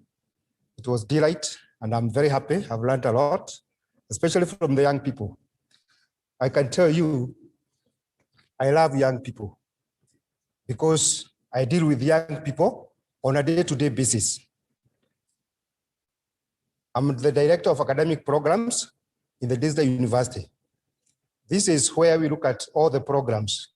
And when I look at you, I see young people. One, I see opportunities that Disney is offering to the young people to come and study. I don't know your status. I don't know where you've reached. But one thing I know, whether you are starting from certificate, whether you're starting from diploma, you'll get to the degree, you'll get to the master's, you'll get to PhD. So you say amen to that. Amen. Because we are open for you. This partnership should be able to help us to get to where we are looking for. You know, the sky is the limit. I was looking at, get your phone. Get your phone and get the camera part. Get your phone and look at the camera. Look at yourself. Get a section. Don't take other people's photo. Look at yourself. Are you there? Are you looking at yourself? Ask yourself, who is my enemy? Who is my enemy? Ask yourself. Is it yourself or anybody else? You are your own enemy. You are the one who can decide your destiny. No one else. We can talk about many things, but your destiny depends on who? Promise yourself, as a youth, I will transform Africa. Hey, you say that. I will transform Africa. Nobody will make me not to transform Africa. I'm my own enemy. If I don't transform Africa, I will blame myself. So what I'm saying is, you decide your own destiny. But even as we do that, let's remember God. God is our foundation. God is our guide. He's the one who will give us strength. He's the one who will keep us healthy. He's the one who will make us go wherever we want. So we keep him first, and we give him all the glory. We give him the opportunity to guide us. Let's not guide ourselves. But you know, we must also have what? Plans that God can bless. So guys, African destiny is in your hands. Don't look at what people say. I think Dr. Chesang has said he has brought himself to where he is. I can also say the same. I remember when I was defending my master thesis, in that defense, I was asked, do you have a job? And I said, I don't have a job. I was asked, could you teach? I said, I've never taught, but I can try. I was told, try, you are hired. And I've never left teaching up to this level. What I'm saying is, build your skills, build yourself. Like somebody told me when I was in high school, study, study, study. Let employers look for you. Don't go looking for employers. And that is my promise for you. For example, we are not looking for a situation whereby we are saying that you go look for employment. Study, study, build yourself with skills, ensure that you have the competency, you have the capability, and become the employer, create jobs, employ people, and let's transform Africa together. In Daystar, we are waiting for you. Come, we'll give you the skills that you require. Asanteni sana, Mungu awabariki.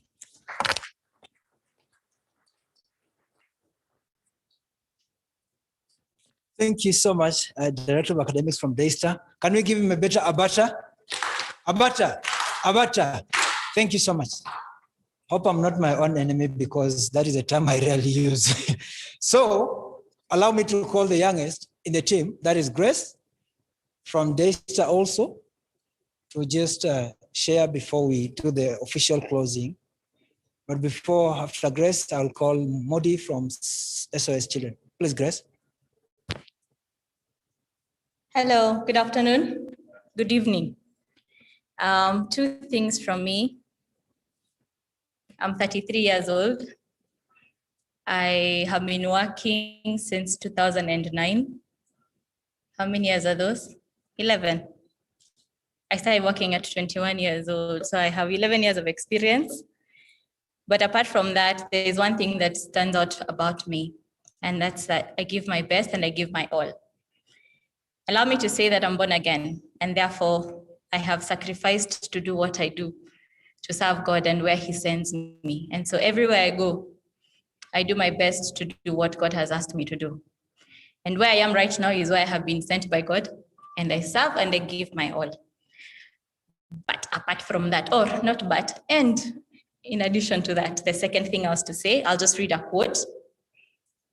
Where you are a year from now is a reflection of the choices you choose to make right now. So today, the 12th of February, is a reflection of what you chose exactly a year ago on 12th of February, 2020.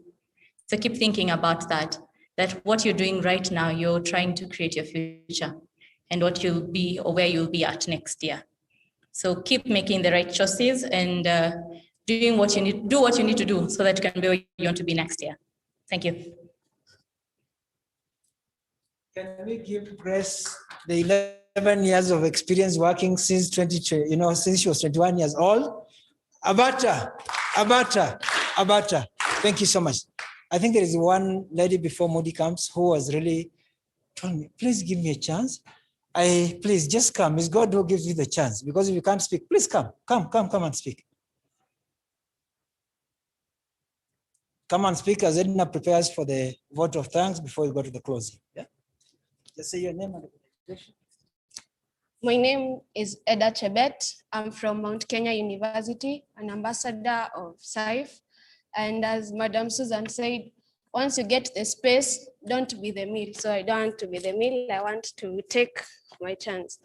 So it's not always about the student, the youths at the universities. As ourselves, we know we cannot be intimidated by the politicians.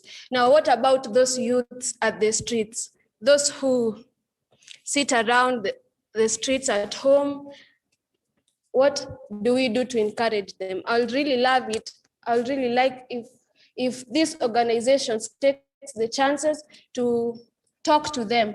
Us as youths, empower your other friend. Wewe kama youth, una take your chance ya kuongelesha your friend. Thank you. That's Edna, you can see Edna, she's just there. She will get your contact. Thank you. So, now, can you give a good Abacha? Not many people have this confidence. Abacha, Abacha, Abacha. Now, Banamudi, you have the floor. Take 1 minute just to give closing remarks on behalf of SOS, because your partners working with you. I'm bringing these people so that when you meet them in the streets, you don't say, "Nanilikuona wapi?" Thank you very much, Ken, the professor, and all the guests who are here. My name is Moody Simon from SOS Children's Villages, Kenya.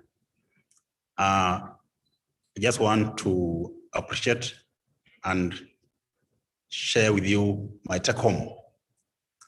One is the element of youth participation. We're encouraged to participate among ourselves. As we go away, you're saying as we seek to create participatory mechanisms for you, can you also among yourselves know how to participate among yourselves? How do you participate together in whatever you're doing? We're also challenged in another way to be protective of ourselves as we seek to protect our youth from abuses. Can you also protect among yourselves? Where I work at times we say we have child-to-child abuse. Can you protect yourselves? We are also told in these forums that we need to have preventions. As team leaders, as organizations, we work to prevent whatever happens to young people. We also want to challenge you to work against all that would be against you, to prevent yourself from abuses, from harm, or that. You know that. Then finally, we're talking of youth participation. We are ensuring that every young person is involved in very meaningful participation. How are you participating yourselves? We've been trained today, we've been told on several means of participation. We have teams here whereby you can seek and see which groups are doing what for you to participate. As we play our part as stakeholders, every young person has a responsibility to contribute in the same process again. So I want to thank Ken for the team leading this process and enabling us to be here. And we look forward to be cohesive enough to bring us together and support all other engagements. Thanks so much. Thank you very much. When a young person approaches you and say, please just give me 1 minute, I am Huntington from Mary University, you can refuse to give that opportunity to that young person. But when you leave here, I will stone you. I don't want to be stoned, and Huntington is very good. Please, Huntington, please come for that 1 minute, kindly. Thank you, sir. Good evening, everyone. My name is Huntington Oguk from Mary University, alias General Oguk. Now I'm one of the surviving generals that in that campus. And because I am a youth there, and also the chief whip or the whistleblower. And as you know, comrades are the youths and youths are the comrade. And so when there is a forum like this where youths are being represented, of course, one of the comrades' voices has to speak. Amaniaje. Yes, there are 4 things I just wanted to touch. One is youth and leadership. Youth and leadership. Mara mingi unapata kuwa uongozi wanataka kupeana tu kwa wale watu wakubwa. Lakini sasa watu wakubwa watarepresent kina nani? That's why you find that even in Kenya, leadership position is being given to the elderly. You find that relation between the youth and the elderly, kuna shida hapo. There is that opportunity for one to get into leadership. Please grab it. Wamesema grab it, usiache upewe. Second one is youth and employment. Issue tuko nayo hapa Kenya sana. You find that, for example, our Secretary General who is here, Peter, umemaliza shule, the next year unaenda kutafuta kazi, unaulizwa unataka 3 years experience. 3 years experience natoka wapi na ndio umetoka graduate last year. So you find that kitu kama hiyo bado you will have to miss that job, yeah? But I hope and I pray see whether or not you have the experience. Na natajua sisi kama youth we shall represent it fully. The third one is youth, talents and culture. So many talents. So many of them are found in youth, not in elders. Some minutes later, there was this, one of those who are presenting here, he talked about sports. Sports majorly in Kenya are being participated by youth, isn't it? And you can agree with me that last year, 2019, yes, 2019, not last year, 2019, Kenyan rollball players became #1 in India. Rollball is a game that, okay, you play putting on skates while playing basketball. That's one of my games. You skate while playing basketball. And Kenyans were they took the first position. So there are some challenges which come with these sports. Like kupata the equipments, like skate shoes. Kama maybe a youth is a footballer, kupata the uniform. That's why you find that someone is talented, but the talent dies because yes, he or she has the skills, but how will this youth be able? The last one is youth and innovation. Youth have so many ideas. Someone like me, someone like one of my friends there, tukona ideas ziko, lakini how to implement them. We can come. That's why if you can look at these projects or these science congresses, which are being held in high school or in campuses, there are so many ideas. When I was in high school, let me just give you a brief that there were two which impressed me. One was a student who invented a sensor whereby if you are a driver and you are drunk, you cannot control that machine. Unafika pale, hiyo sense in a sense kuwa there is that ethanol content, gari ya isongi. So you can imagine that. Lakini iliishia hapo. So I hope one day there will be that program which will champion for youth and innovation. Thank you. I'm very pleased in this congregation and nimetoka nikiwa na I'm more impact than when I came here. Thank you very much. Huntington, representing Mary University. Thank you. An Abata for Huntington. Abata. Actually, the hotel wants us now to leave, and the time has come when we have to say what started must also come to an end. Edna, please come and give the vote of thanks before I call the dignitaries to give the closing remarks.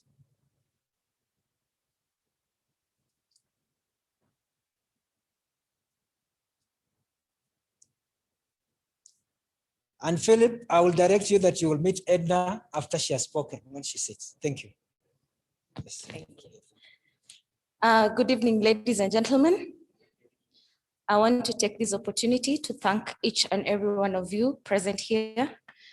Thank you to our partners, Save the Children, Daystar University, and every individual who has taken the initiative to make this process a success. As we move forward, this is just our baby steps.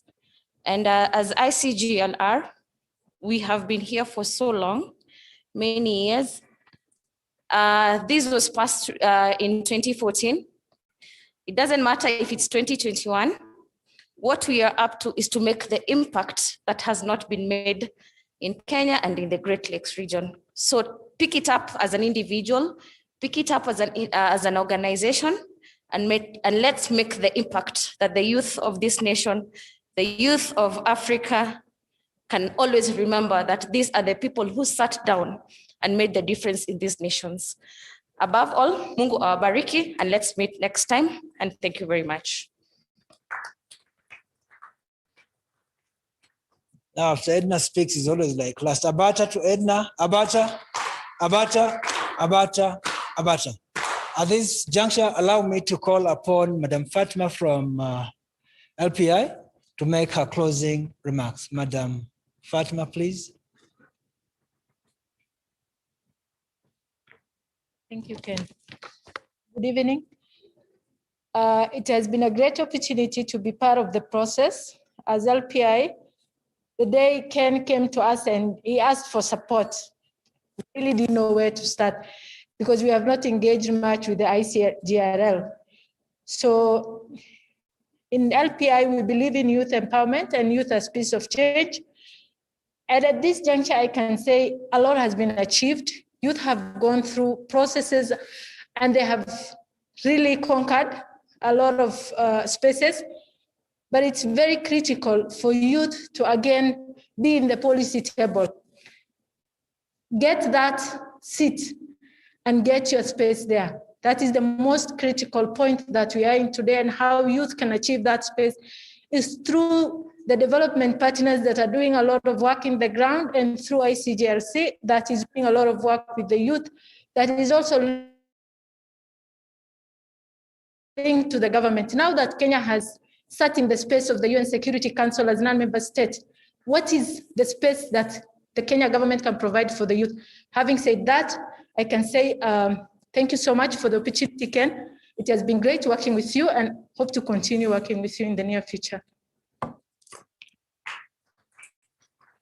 Thank you so much, Fatima. Can we give Fatima? Fatima, please just go back to the.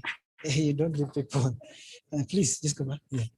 Thank you so much, Fatima, for those very kind remarks from you. Can we give Fatima a very good abata? Abata, abata, abata. If there's any camera person, especially Diana, please just take this group that is in the room. To me, that is my interest. The people who sit in the room till the last minute are the most important people to me. If you are not in the room, then it tells you that you have other engagements, which is okay. Yeah, take those photos. So that next time you say, please come, you will come. Because the photo just says it. Thank you very much. Allow me to call my dear Hortense Minishi from Save the Children. And we thank Save the Children so much because they want to facilitate this meeting.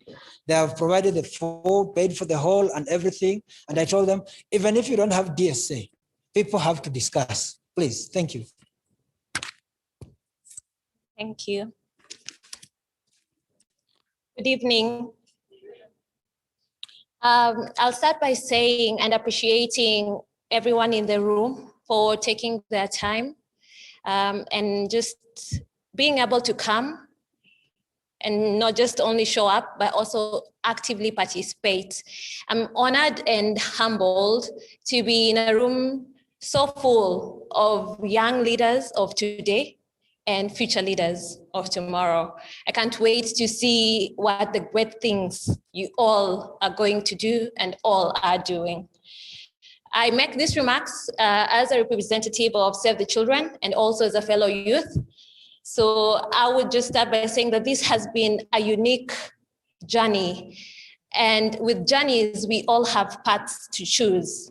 So therefore, I'm wondering which path you're choosing to go by once this journey is started. They say you need not know, a journey of 1,000 miles only starts with a single step. And for us, the regional action plan, this is our single step. We are hoping that this would be a journey that will take the peace, security, and youth agenda forward, not only for the Great Lakes region, but for Africa and for the world as a best practice. And therefore, in doing so, we are looking at the uniqueness that the youth are. We have seen diversity in our, just in the audience. We've seen how that diversity brings out our needs, how different those are as well. We've seen persons of disability today. We've seen university students. We've seen children being spoken about. And we've seen different elements of the youth. Even in those situations, the youth are not a homogeneous group.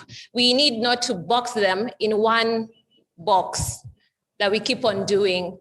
So even as we continue to look at programming for development partners, for implementers, we are asking you then how responsive, how inclusive are our programs? How are we engaging with the youth? Are we saying that they all have the same needs, the same priorities? So even as we choose to go forward and put in a regional action plan, let's get out of here with thoughts and action plans to think about how best to involve the youth. And also in ending, I think we have spoken about partnerships, you've spoken about participation and how this can be done. And as much as the youth are calling upon implementers to do something, member states to commit, there's always that saying that, when you point a finger to someone, there's always a finger pointing back at you, right? So even as we point fingers and say, this has not been done, this needs to be done more, we have spaces for this, what are the youth doing? You have normative frameworks on youth, peace, and security. Have you read them? Do you know them? They are initiatives to empower the youth. There have been active steps to ensure some education or small scale, loans so that you can start businesses. Are you taking the chance to do that? So even as we look forward to work together and do research together and participate and partner, also challenge the youth in the room, not only to point fingers up, but also to take responsibility for the youth, peace, and security agenda. And therefore, I'll end as we started in the morning. Don't just show up, participate. Don't just see, visualize. Don't just be told, also read. Don't just draft, also research. Don't just listen, also decide. Don't just talk, also act. Don't just involve, also include. Don't just consult, also implement. Don't just promise, also prove. And don't just develop, also sustain. Peace is possible if only we choose to be that peace. Thank you.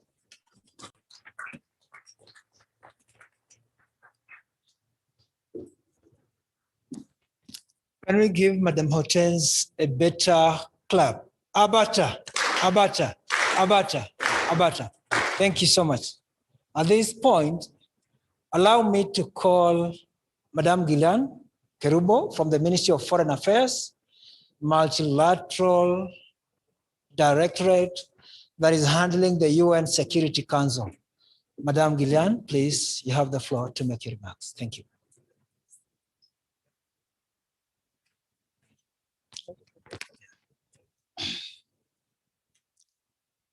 The ICGLR President, Dean of Students, and members of Daystar University, Save the Children Representative, Horn of Africa Youth Network, various MDAs and NGOs, ladies and gentlemen, good evening. I'm pleased to be here for this occasion. Mr. Alusala has been in consistent and constant communication with us. The department I am in, one of our thematic areas is dealing with the youth. As Irene pointed out, that you will hold the Minister of Foreign Affairs and the Kenyan government accountable for not presenting issues on matters youth, since the youth agenda was part of our 10-point agenda when we were lobbying to get that seat. However, I'd like to add, or rather to put a punch to what there's this lady who did a very good presentation here called Miss Stella. She said digital space. I've noticed when as the day is going to end, as we're approaching those curfew hours, a majority of the youths want to talk, which is very, very good, which is commendable. But in an international setting, if, for instance, the Minister of Foreign Affairs calls you or invites you through ICGLR or any other through the NGO sector, when you normally have the international conferences, you cannot have the opportunity to talk here. He was very kind enough. When you come to our conferences, you don't talk. You listen. There are only specific people who talk. So as youths, how do we occupy our spaces? That's where the digital space comes in point, right? So like the lady from the university from Korea, I'm very happy that you're the leader there with what we are doing, thematic area for gender. It's right on point for this year's International Women's Day. So we can know you through the internet. Yeah, we've seen internet. The internet is putting what the first presenter was talking about, removing the social barriers. You know, today I can watch a movie or I can watch a program in the US. I don't have to be there. You know, so let us occupy those digital spaces. They really go a long way. As again, Madam Susan, as she always says, occupy your space. You're not going to be given. Yeah, you cannot be saying all the time, oh, youths, sijui tunaonewa, tunafanya nini. No, when, for instance, we call you to a forum, how are you dressed? Will you come dressed with jeans and tell us, oh, you know, I come from Kibera, so You are going to meet people there. Can you show that? Can you change that perception? What the sister who's a professor here? Can you change that perception? The way you dress. You know, in diplomacy, when we go to lobby, I don't go lobbying wearing a jeans, even if I'm a youth. I want to wear those ripped jeans and those boots. When you find me outside work, I'll wear them.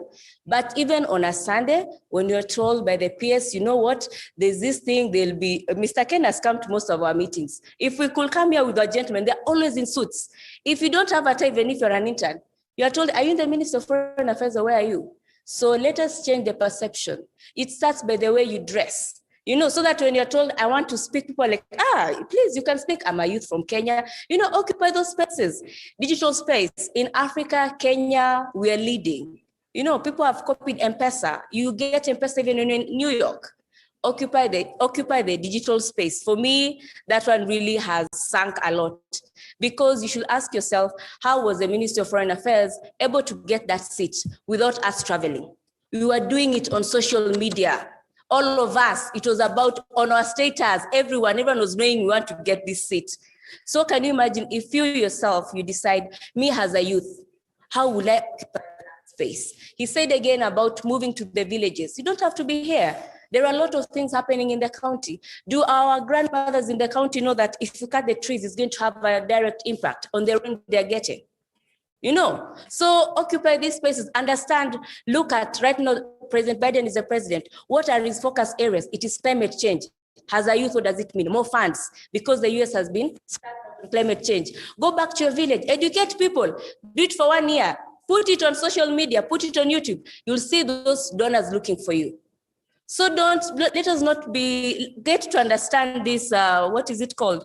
The 2250 and 2419. You know, talk to your friends, talk to them in a language they can understand. I'm yet to see a youth, as much as I'm one, I'm yet to see someone who, through these opportunities been given by Ms. Susan and Mr. Walusala, just from this, Nini, go with your buddies, just say, explain, put it on social media, then tweet. I'm yet to see any Kenyan youth doing that. And we have that seat. Now, what do you expect us to go and present when you're not giving us content? Surely, I cannot be all over the place. We need to work together, but get the information. Information is power. Today, if you meet the president, will you be just like any youth? Atuna kazi tunaonewa. Unaonewa ndio in university. The education should change you. You should not be thinking about employment all the time. Education should change who you are. Let even when you speak, people see you've gone to school. Don't just go through the school like a system. You talk about 3 years experience. When you're at university, what do? I used to be in clubs. I used to be in ISEC. I used to be in Rotaract. I used to operate charity organizations. I used to be leaders in most things. And who are choosing me? Not my professors. My fellow youths, even for me to occupy some spaces at the ministry, it's my fellow youth to say, we want Gillian to represent us. I don't go and lobby, no. Occupy. Today, if you go and visit children, you tell guys, by the zile mangu mko nazo, si tuende tupeleke youths, mnapiga picha, mnatokea kwa internet. Isn't that a leadership initiative? Then those are the things we talk about. When you get employed, I was employed by Oxfam immediately after campus. They ask you, what are you doing? You tell them, I used to organize career fairs. I used to go and do charities. I used to go and sweep. Mara, we are called, I don't know, there's no blood in which hospital. We go and remove blood. You're youths. How many people do that? Ukiorganize tu, mmepiga mapicha mmeyoka. That is how people see you have initiative. And that, ladies and gentlemen, sums my remarks. Thank you very much.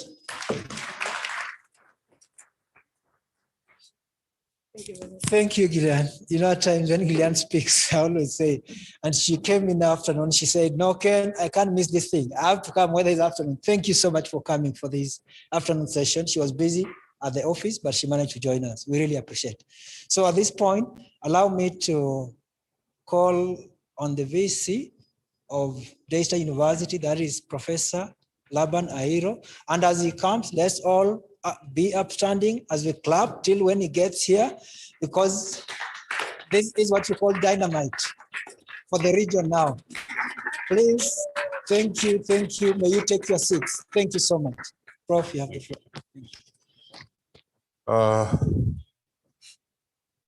The CEO of ICGLR ICGLR, my colleagues from Save the Children and the development partners and the Ministry of Foreign Affairs.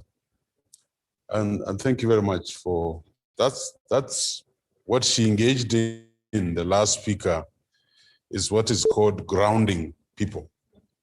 If they kama walikuwa wameanza kupepea kidogo, unawarudisha chini, na in that way you make them better human beings.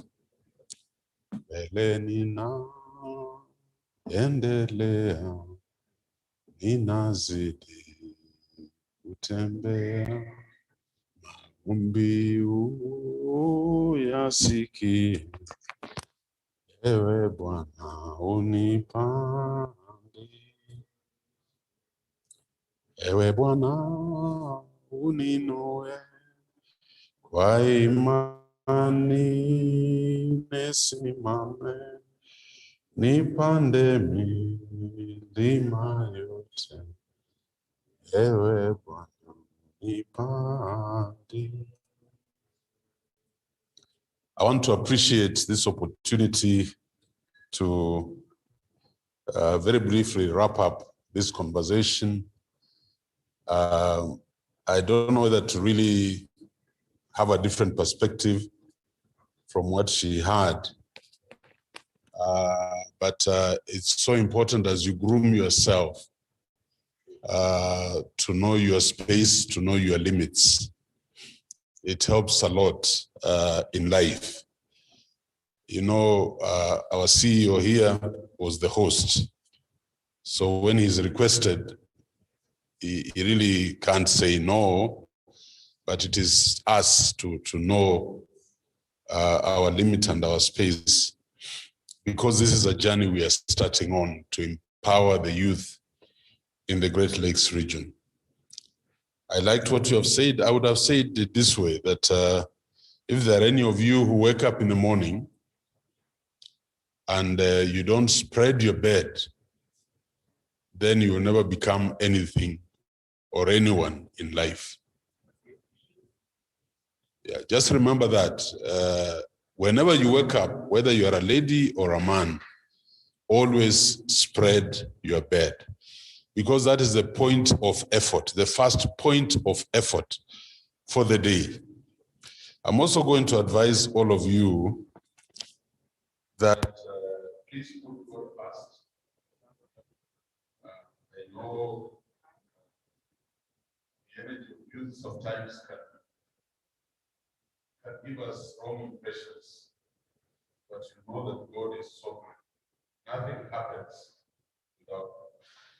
So put God first, and you'll be amazed what God will do.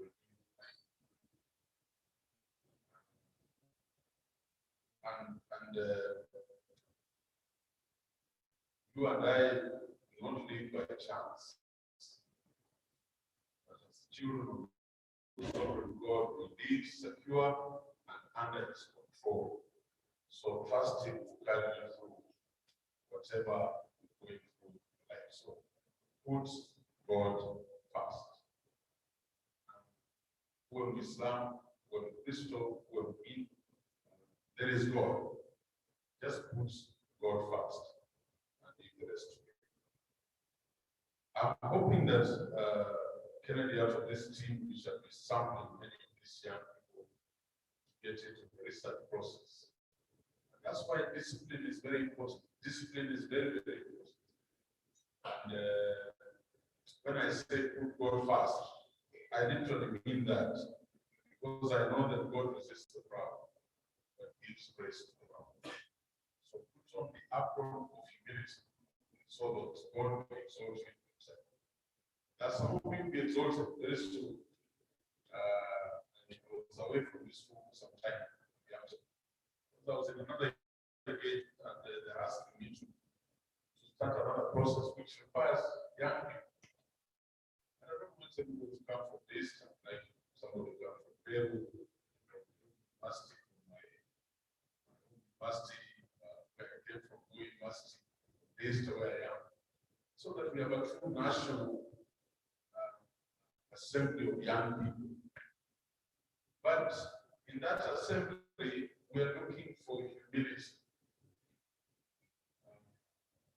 In the Quran, wanatuuliza kwamba tuwe wanyenyekevu ili aweze kuturehemu. It is written in all these books, 1 Peter chapter 5, verse 5 to 6. Young people, put on the apron of humility so that God will exalt you to himself. I'm emphasizing this because this is not a one-time encounter. We're going to meet many times now moving forward. It will be very hard to pick another set of young people in this first phase who have not understood what we are doing. It should be from this group. And for me, the main criteria is that all of us are at university, all of us are studying somewhere.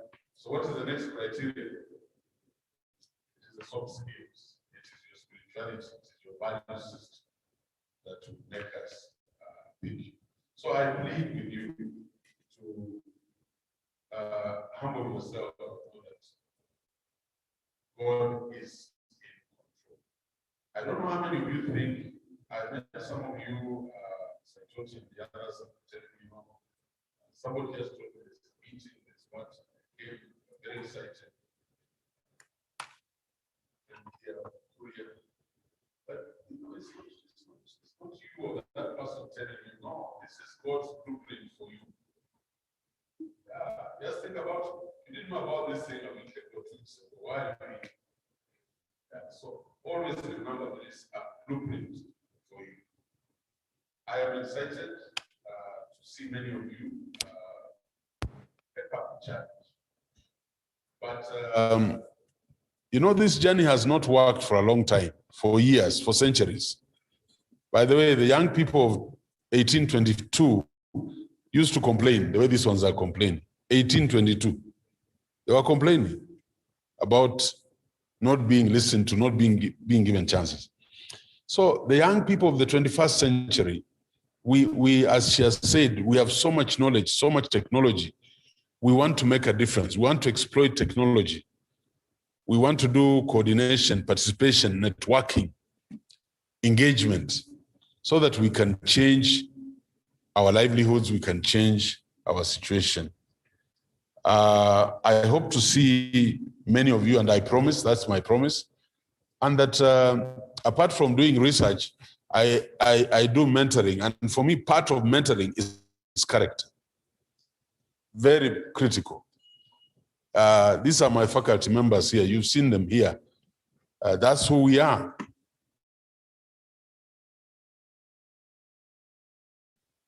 That we would like to see in all of you, so that as donors and partners spend money on us, we are diligent. We are not just appearing, we're not just bringing bodies, but we are coming to engage because we would like to see our region better. So my appreciation goes to all of you. Please take care of yourselves as you go back to your universities. And my appreciation goes to our development partners. We promise to be accountable in whatever we do for you. And my appreciation goes to Kennedy Walusala, the CEO of this consortium, for considering us to be part of this whole of pushing the action plans, not only for the countries, but the regions, and also sensitizing the ministers and even the heads of states of where we want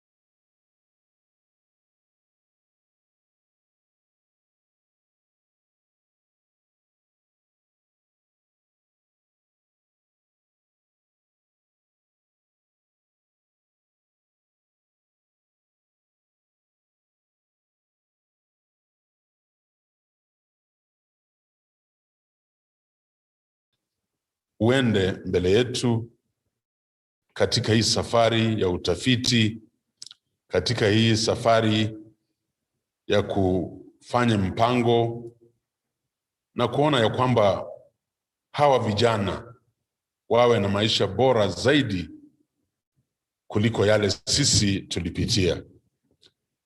Baba, hiki kikundi ni cha kwanza, na hapa ndio tutatoa mbegu ambazo tutatumia katika mradi huu. Baba, tunaomba wawe vijana unyenyekevu, wawe vijana ambao wanatii wewe kama Mwenyezi Mungu, na wajue ya kwamba sio kwa ujasiri wao, si ati wanajua mengi, lakini haya yote yanatoka kwako. Na sisi ambao umetuweka kuendeleza huu mradi, tukiongozwa na yule ambaye umemchagua kuwa msimamizi wa ICGLR, tunajiweka sio kwa nguvu zetu ama akili zetu, lakini utatutumia kama ngazi ya kuendeleza huu mradi. Baba, tunaondoka tukienda kwetu nyumbani zetu. Mwenyezi Mungu, tunasema safari iwe njema. Hawa vijana wote waende wasafiri vizuri, na wakifika vizuri, Mwenyezi Mungu, sisi sote tutakumbuka kusema asante. Baba, tuachane kimwili lakini kiroho, na yale matumaini yetu kuhusu mradi uzidi kuendeleza. Yale ambayo sijaomba, wewe unajua upungufu wetu, unajua hali yetu, unajua matumaini yetu Mwenyezi Mungu, na pia unajua upungufu wetu. Tunakuachia mikononi mwako kwa sababu nimeomba haya yote katika jina la Yesu Kristo Mwokozi wetu. Amen. Asante. Thank you and God bless you.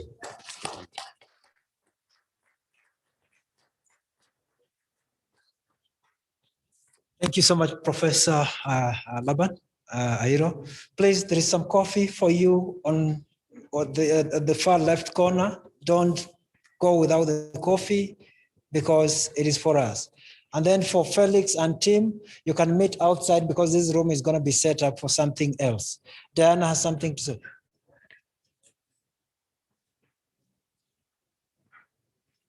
Diana misplaced, what is your phone? Is it this one? Diana misplaced her phone. If you have a phone, what is the make? Maybe just say. It's a Huawei. I misplaced it over lunch hour. So if you see any phone that's not yours, please, I'm here. Thank you. Thank you so much. Then ensure that you give those papers that you have written, tafadhali. Tafadhali, those papers that you have written, tafadhali. Thank you. Take your coffee, tea as the room is set up. Thank you. What? Okay, talk. Hey, for the university students, kindly, we can have a caucus a bit so that we develop a concept, then we can give it back to our CEO. Kindly. Because they're setting this room for dinner. Okay. There's a dinner that is coming in right away. If they can even sit outside there. Yeah. Yeah. Or even take contacts and start it much easier. Be smart. Yeah. Okay. Yeah. Be smart. Be smart. That one is okay.